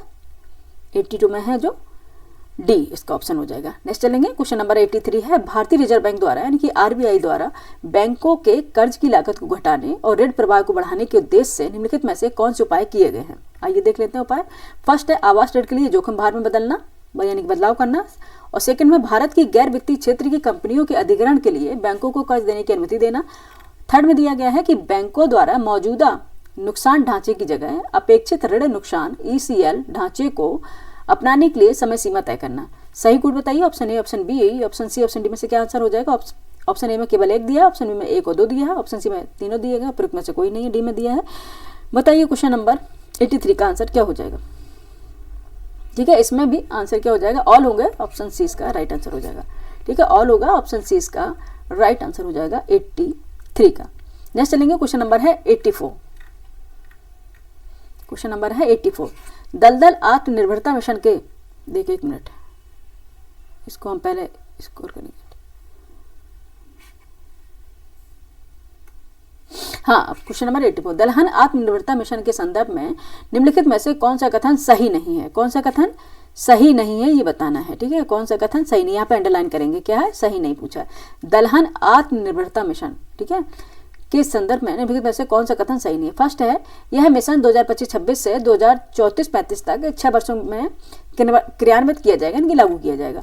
बी है यह मिशन अनुसंधान बीज प्रणाली दलहनों के अंतर्गत रकबा विस्तार दलहनों की खरीद तथा मूल्य स्थिरता की रणनीति अपनाएगा। ऑप्शन सी में दिया गया अगले 4 वर्षों के दौरान किसानों से न्यूनतम समर्थन मूल्य यानी एमएसपी पर अरहर उड़द और मसूर की 100% खरीद सुनिश्चित करना है। ऑप्शन डी में दिया है खाद्य प्रसंस्करण उद्योग को बढ़ावा देना। बताइए आंसर इसमें कौन सा सही नहीं है ये आपको बताना है। इसमें 3 क्या होगा, 3 होंगे राइट, 1 होगा रॉन्ग, वही आपको पकड़ना। बताइए क्वेश्चन नंबर 84 का राइट आंसर क्या होगा, ठीक है। क्या रॉन्ग है, ऑप्शन ए रॉन्ग है और यही हमारा राइट है, ठीक है, रॉन्ग ही राइट है। बताइए 84 का दलहन आत्मनिर्भरता मिशन, ठीक है, इसके तहत 2025-26 से 2030-31 तक 6 वर्षों में क्रियान्वित किया जाएगा, ठीक है। ये गलत दे दिया ईयर, 2000 कब तक है बच्चे, 30 एंड 31, ये इसका ईयर है। इतने वर्षों में 6 वर्षों में क्रियान्वित किया जाना है, इसलिए गलत हो जाएगा। ऑप्शन इसका राइट आंसर, बाकी सारे सही है, बाकी सब सही, इसको पढ़ लीजिए, ठीक है। इससे आपको मेंस जो आंसर राइटिंग करेंगे उसके लिए आपको डेटा मिल जाएगा, ठीक है। नेक्स्ट चलेंगे, क्वेश्चन नंबर है 85। क्वेश्चन नंबर है 85 हाल ही में जारी वार्षिक उद्योग सर्वेक्षण 2023-24 निम्नलिखित में से किस चिंता को प्रमुखता के साथ रेखांकित करता है। फर्स्ट है ए धीमी वेतन वृद्धि आर्थिक समृद्धि और समानता के लिए कठिन चुनौतियां उत्पन्न कर सकती है। ऑप्शन बी में दिया गया है सकल घरेलू उत्पाद में औपचारिक विनिर्माण क्षेत्र की हिस्सेदारी में गिरावट की संभावना है। ऑप्शन सी में दिया है जनरेटिव कृत्रिम मेधा प्रौद्योगिकी से श्वेत वसन रोजगार अवसरों में कमी। ऑप्शन डी में दिया औपचारिक क्षेत्र में रोजगार की गुणवत्ता और परिणाम पर ह्रास। बताइए हाल ही में जो करंट अफेयर से संबंधित क्वेश्चन है, हाल ही में जारी वार्षिक उद्योग सर्वेक्षण 2023-24 में निम्नलिखित में से क्या प्रमुखता से रेखांकित करता है, मतलब क्या ऑप्शन सही हो जाएगा क्वेश्चन नंबर 85 का, ठीक है। क्या हो जाएगा, धीमी वेतन वृद्धि आर्थिक समृद्धि और समानता के लिए कठिन चुनौतियां उत्पन्न कर सकती है। ऑप्शन ए राइट आंसर हो जाएगा, ठीक है। 85 का क्या बच्चे, ऑप्शन ए राइट आंसर हो जाएगा, ठीक है। नेक्स्ट चलें, नेक्स्ट चलते हैं हम अपने क्वेश्चन पर। उसके लिए हमें करना होगा स्क्रॉल और क्वेश्चन नंबर 85 से चलते हैं क्वेश्चन नंबर 86, ठीक है। ये रहा हमारा क्वेश्चन, क्या पूछा गया ये देख लेते हैं। क्वेश्चन नंबर 86 में है नवनिर्वाचित उपराष्ट्रपति सीपी राधाकृष्णन के संबंध में सही नहीं है, ये बताना आपको कौन सा सही नहीं है। ऑप्शन ए है इनका पूरा नाम चंद्रपुरम पोन्नुसामी राधाकृष्णन है, ठीक है। ऑप्शन बी है इन्होंने कुल 152 मतों से विपक्षी उम्मीदवार को हराया। ऑप्शन सी है व्यक्ति के रूप में वह देश के 17वें उपराष्ट्रपति है। ऑप्शन डी में है 12 सितंबर 2025 को राष्ट्रपति द्रौपदी मुर्मू ने उन्हें पद की शपथ दिलाई। बताइए क्या आंसर हो जाएगा क्वेश्चन नंबर 86 का, ठीक है। इनका पूरा नाम चंद्रपुरम पोन्नुस्वामी राधाकृष्णन है, बिल्कुल सही है, ठीक है, बिल्कुल सही है, एक मिनट, ठीक है, ये सही है। इन्होंने कुल 152 मतों से विपक्षी उम्मीदवार को हराया, ये भी सही है, ठीक है, लेकिन व्यक्तिगत रूप में ये देश के 17वें राष्ट्रपति नहीं हैं, ठीक है। और डी है 12 सितंबर 2025 को राष्ट्रपति द्रौपदी मुर्मू ने शपथ दिलाई है, महामहिम राष्ट्रपति द्रौपदी मुर्मू द्वारा शपथ दिलाई गई, ये भी सही है, ठीक है। आइए देख लेते हैं, भारतीय जनता पार्टी के नेतृत्व वाले एनडीए के उम्मीदवार सीपी राधाकृष्णन व्यक्तिगत रूप से देखेंगे तो 15वें राष्ट्रपति निर्वाचित हुए थे, ठीक है। व्यक्तिगत रूप से देखेंगे 15वें राष्ट्रपति वो निर्वाचित हुए थे, ठीक है। यहाँ पे हम 15वां, इसमें 17वें दिए इसलिए गलत हो जाएगा। और उपराष्ट्रपति निर्वाचित हुए थे 15वें पद के लिए, ठीक है, व्यक्तिगत रूप से देखेंगे। और उपराष्ट्रपति पद के लिए जो चुनाव था 17वां चुनाव था, ये कौन सा था, 17th, ठीक है। उपराष्ट्रपति पद का चुनाव कौन सा था, 17th चुनाव था। ये कैसे हो जाता है कि 15वें तो वो हैं और 17th चुनाव है, ठीक है। इसमें ऐसा है, कोई भी ऐसा जो वाइस प्रेसिडेंट है जो 2 बार इलेक्टेड हुआ है, ठीक है, 2 बार इलेक्टेड हुआ है, लेकिन अगर उसके पर्सन के थ्रू अगर काउंट करेंगे तो उसे क्या हो जाएगा, एक ही पर्सन तो काउंट करना किया जाएगा, तो पर्सन के रूप में अगर देखेंगे तो 15वें नंबर पे है, और अगर चुनाव के अकॉर्डिंग देखेंगे तो 17वें पे है, ठीक है। तो क्या देखना है आपको, 17वें चुनाव था और ये 15वें क्या है, उपराष्ट्रपति है। ऐसा हुआ कैसे है, ये है जो सर्वपल्ली राधाकृष्णन थे वाइस प्रेसिडेंट, वह हामिद अंसारी, इनको 2 कार्यकाल तक उपराष्ट्रपति रहने का अवसर मिला था। इस कारण ये 15वें क्या हो गए, व्यक्ति हो गए, और 17वें ये व्यक्ति वो हो गया वाइस प्रेसिडेंट का इलेक्शन, ठीक है। तो आंसर क्या हो जाएगा, आंसर अब तो बता दीजिए, आंसर क्या हो जाएगा, आंसर हो जाएगा ऑप्शन सी, ठीक है, ऑप्शन सी इसका राइट आंसर हो जाएगा। नेक्स्ट चलेंगे, क्वेश्चन नंबर है 87, क्वेश्चन नंबर है 87, उच्च शैक्षणिक संस्थानों की शिक्षा मंत्रालय की अखिल भारतीय रैंकिंग 2025 के संबंध में सही सुमेलित नहीं है, वो आपको बताना है। कौन सही सुमेलित नहीं है, आइए कर लेते हैं। ऑप्शन ए समग्र रूप से शीर्ष शैक्षणिक संस्थान IIT मद्रास, ऑप्शन बी शीर्ष विश्वविद्यालय भारतीय विज्ञान संस्थान बेंगलुरु, ऑप्शन सी है शीर्ष कौशल विश्वविद्यालय symbiosis skills and professional university Pune, option D है शीर्ष प्रबंधन संस्थान भारतीय प्रबंधन संस्थान कोझिकोड। बताइए कौन सा सुमेलित नहीं होगा। क्वेश्चन नंबर क्या है 87, ठीक है, कौन सा नहीं है, ये सारे सही है, ऑप्शन डी इसमें सुमेलित नहीं है। शीर्ष प्रबंधन संस्थान भारतीय प्रबंधन संस्थान कोझिकोड, ठीक है। प्रबंधन मैनेजमेंट वर्ग में IIM अहमदाबाद वर्ष 2025 में शीर्ष पर है, ना कि भारतीय प्रबंधन संस्थान कोझिकोड है, ठीक है। इस श्रेणी में दूसरा स्थान किसको दिया गया है, ऑप्शन डी हो गया इसका राइट आंसर बच्चे, ठीक है, 87 का, ठीक है। दूसरा स्थान भारतीय प्रबंधन संस्थान बेंगलुरु और तीसरा स्थान भारतीय प्रबंधन संस्थान कोझिकोड का रहा है, ठीक है। शीर्ष स्थान नहीं रहा है, कोझिकोड का क्या है, तीसरा स्थान रहा है, ठीक है। कोझिकोड का क्या है बच्चे, तीसरा स्थान रहा है, ठीक है। याद रखना है 2025 में अहमदाबाद शीर्ष पर है और श्रेणी में दूसरा स्थान है भारतीय प्रबंधन संस्थान बेंगलुरु का और तीसरा स्थान है भारतीय प्रबंधन संस्थान कोझिकोड का, ठीक है। नेक्स्ट चलते हैं क्वेश्चन नंबर 88, क्वेश्चन नंबर 88 है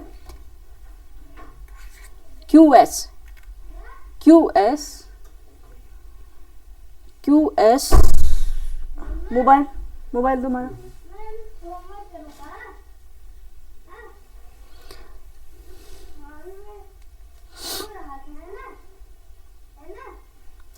ठीक है। क्वेश्चन नंबर है QS क्वालिफाई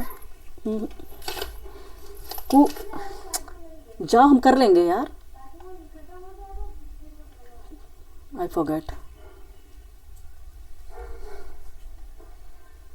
हाँ, क्वेश्चन नंबर है 88 QS क्वालिरली साइडमेंट्स, ठीक है। क्वेश्चन नंबर है 88 QS क्वालिरली साइडमेंट्स रैंकिंग 2026 में विश्व के शीर्ष 100 प्रबंधन संस्थानों में भारत के कौन से 3 संस्थान सम्मिलित हैं, ठीक है। फर्स्ट है भारतीय प्रबंधन संस्थान बेंगलुरु, सेकंड है IIM अहमदाबाद, थर्ड है IIM कोलकाता, फोर्थ है IIM इंदौर, ठीक है। बताइए कूट A, option A, option B, option C, option D में से क्या राइट आंसर हो जाएगा 88 का, ठीक है। 88 का आंसर बताएं फटाफट, क्या हो जाएगा। फर्स्ट सही है, सेकंड भी सही है एंड थर्ड भी सही है, लेकिन फोर्थ ये रॉन्ग है। ऑप्शन डी इसका राइट आंसर हो जाएगा, ठीक है। ऑप्शन डी इसका रॉन्ग आंसर हो जाएगा,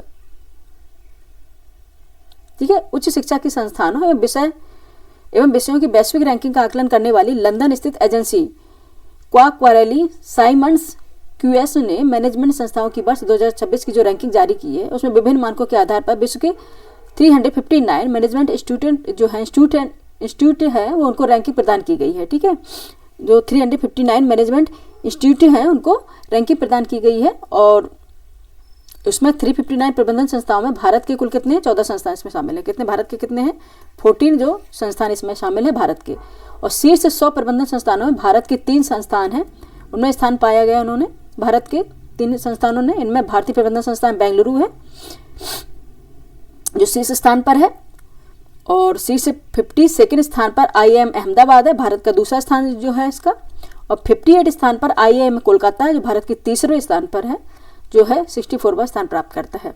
इसमें इंदौर दिया गया है, ये गलत हो जाएगा। ऑप्शन क्या है? डी राइट आंसर हो जाएगा। ठीक है, ऑप्शन इसका डी राइट आंसर हो जाएगा। नेक्स्ट चलेंगे क्वेश्चन नंबर 89, फटाफट करेंगे। क्वेश्चन नंबर 89 है भारत की प्राचीन पांडुलिपियों में बिखरे ज्ञान को संरक्षित कर नई पीढ़ी तक पहुंचाने तथा आने वाली पीढ़ियों के लिए संरक्षित रखने के लिए किस मिशन की शुरुआत की गई है? ऑप्शन ए ज्ञान भारतम मिशन, ऑप्शन बी है भारतम ज्ञान मिशन, ऑप्शन सी है ज्ञात अमृत मिशन, ऑप्शन डी है ज्ञान धारा मिशन। बताइए कौन सा है? ऑप्शन है ज्ञान भारतम मिशन, ऑप्शन ए इसका राइट आंसर हो जाएगा। ठीक है, ऑप्शन ए राइट आंसर हो जाएगा। नेक्स्ट चलेंगे क्वेश्चन नंबर है 90, रेल आधारित मोबाइल नेटवर्क से अग्नि प्राइम के पहले परीक्षण से संबंध में विचार कीजिए। ठीक है, आइए कर लेते हैं। फर्स्ट है यह परीक्षण भारतीय अंतरिक्ष अनुसंधान संस्थान इसरो द्वारा किया गया है। सेकंड है यह 200 किलोमीटर दूरी की मारक क्षमता वाली मध्यम दूरी की अग्नि प्राइम मिसाइल है। थर्ड है यह परीक्षण उड़ीसा के चांदीपुर रेंज से किया गया है। ठीक है, अब देख लेते हैं इसमें क्या पूछा गया है, पूछा क्या गया है इसमें, हम स्क्रॉल कर लेते हैं। ठीक है,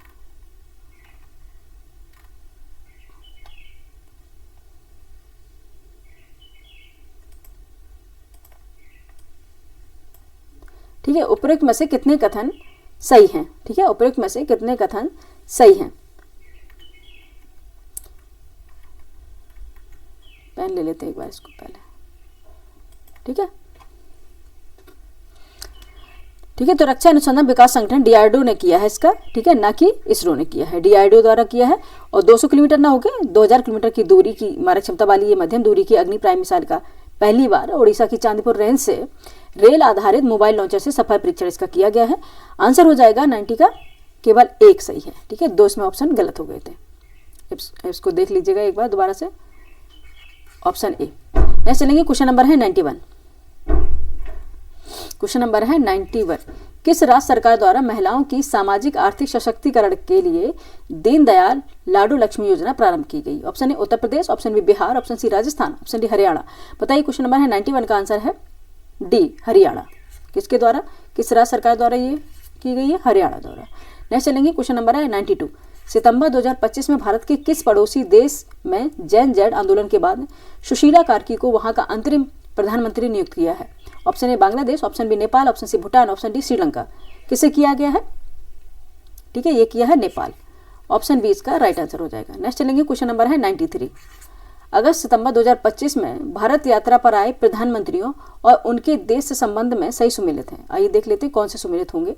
फर्स्ट है सिटीवेनी राबू का Fiji, Navin Chandra Ramgoolam Mauritius, third है लॉरेंस वोंग सिंगापुर।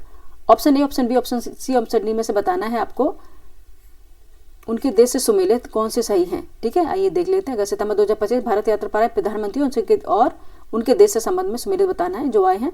आइए देख लेते हैं क्या सही हो जाएगा। क्वेश्चन नंबर है 93, आइए देख लेते हैं।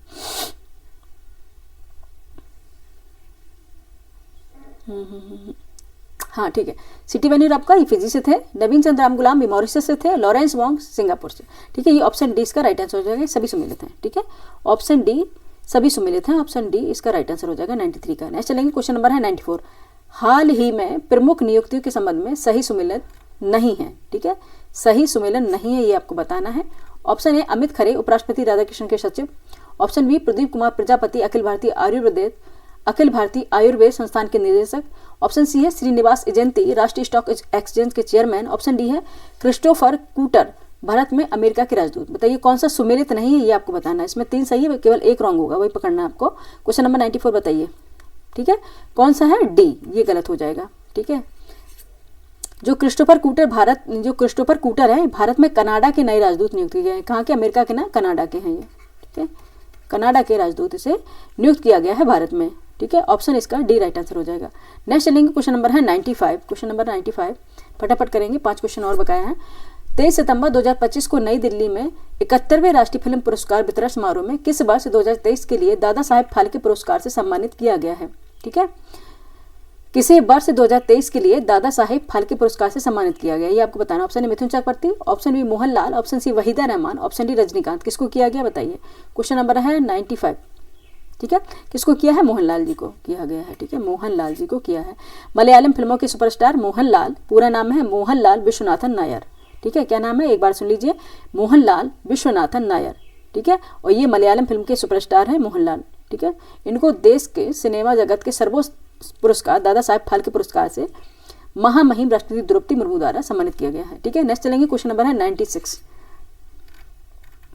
रेमन मैग्सेसे पुरस्कार 2025 के विजेताओं और उनसे संबंधित देश के संबंध में सही नहीं है। ठीक है, सही नहीं है वो देख लेंगे कौन सा नहीं। फर्स्ट है एजुकेट गर्ल्स भारत, थर्ड है मिलानुएबा फ्लेवियानो एंटिनियो एल मालदीव, थर्ड है पर्यावरणवादी शाइना अली फिलीपींस। ठीक है, पर्यावरणवादी शाइना अली फिलीपींस। ठीक है, इसमें बताना है आपको कौन से सही नहीं है। क्वेश्चन नंबर है 96 का। ठीक है, एजुकेट गर्ल्स है, ये भारत से है। ठीक है, एजुकेट ये सही है, लेकिन मिलानुआ फ्लेवियानो एंटोनियो एल मालदीव से नहीं है और पर्यावरणवादी शाइना अली फिलीपींस से नहीं है। ठीक है, ये 2 रॉन्ग है। और हम इसको स्क्रॉल कर लेते हैं, आंसर कौन से सही नहीं है यही तो पूछा था। हाँ, सही नहीं है। 96 के ऑप्शन पे चलते हैं। ठीक है, आंसर हो जाएगा बी, ऑप्शन बी इसका राइट आंसर हो जाएगा 96 का। ठीक है, 2025 के रेमन मैग्सेसे पुरस्कार के लिए जो चुने गए हैं उनमें भारतीय संगठन एजुकेट गर्ल्स शामिल है और अन्य विजेताओं में गरीबों के उत्थान के लिए प्रयासरत फिलीपींस के बिलानुबा प्लेम्पसो एंटिनियो। ठीक है, कहाँ के हैं? फिलीपींस के हैं। ये इसमें गलत दे दिया गया, यहाँ पे देखो हम बताएंगे आपको। दोबारा से स्क्रॉल कर लेते हैं एक बार। ठीक है, फिलीपींस के हैं ये, इसको क्रॉस कनेक्शन करा दिया है। ठीक है, क्रॉस कनेक्शन करा दिया है। फिलीपींस के बिलानुबा फ्लेवियानो एंटिनियो एल को दिया गया है और मालदीव के पर्यावरणवादी, ठीक है, ये मालदीव के होने पर्यावरणवादी हैं जो शाहिना अली शामिल हैं। ठीक है, इसलिए गलत हो गया, ये क्रॉस करेक्शन करवा दिया गया इसको। ऑप्शन क्या हो जाएगा? बी राइट आंसर हो जाएगा इसका। ठीक है, नेक्स्ट चलेंगे, क्वेश्चन नंबर है 97। फ्रांसीसी फुटबॉल पत्रिका का बैलन डी ओर व अन्य संबंधित पुरस्कार 2025 के संबंध में सही सुमेलित नहीं है, ये बताइए कौन सा नहीं है। फर्स्ट है वर्ष के सर्वश्रेष्ठ पुरुष फुटबॉलर का बैलन डी ओ पुरस्कार उस्मान डेम्बेले। ऑप्शन बी है वर्ष के सर्वश्रेष्ठ फुटबॉलर का बैलन डी और फेमिनिन एतना बोनामाटी। ऑप्शन सी है सर्वश्रेष्ठ युवा footballer Copa trophy lamin Yamal. Option D है सर्वश्रेष्ठ गोलकीपर याशिन ट्रॉफी विक्टर ग्योकेरेश। बताइए क्या हो जाए? ग्योकेरेश। बताइए क्या इसमें सुमेलन नहीं है? 97 का आंसर बताएं। ठीक है, कौन सा नहीं है? सर्वश्रेष्ठ गोलकीपर याशिन ट्रॉफी विक्टर ग्योकेरेश नहीं है। ठीक है, ऑप्शन डी इसका राइट आंसर हो जाएगा। ठीक है, जो विश्व की सर्वश्रेष्ठ गोलकीपर हैं जो उनके लिए याशिन ट्रॉफी की शुरुआत फ्रांस की फुटबॉलर पत्रिका द्वारा वर्ष 2019 से की गई है। और इस वर्ष ट्रॉफी पुरस्कार जो देखें खिलाड़ियों में मैनचेस्टर सिटी के लिए खेलने वाले इटली के कौन से थे? जियान लुइगी डोनारुमा। ठीक है, जियान लुइगी डोनारुमा। और महिलाओं में थी इंग्लैंड की चेल्सी की हन्ना। ठीक है, नाम है चेल्सी की हन्ना, हैम्पटन से ये जीती हैं। ये थे, इसलिए इधर ये गलत दे दिया था।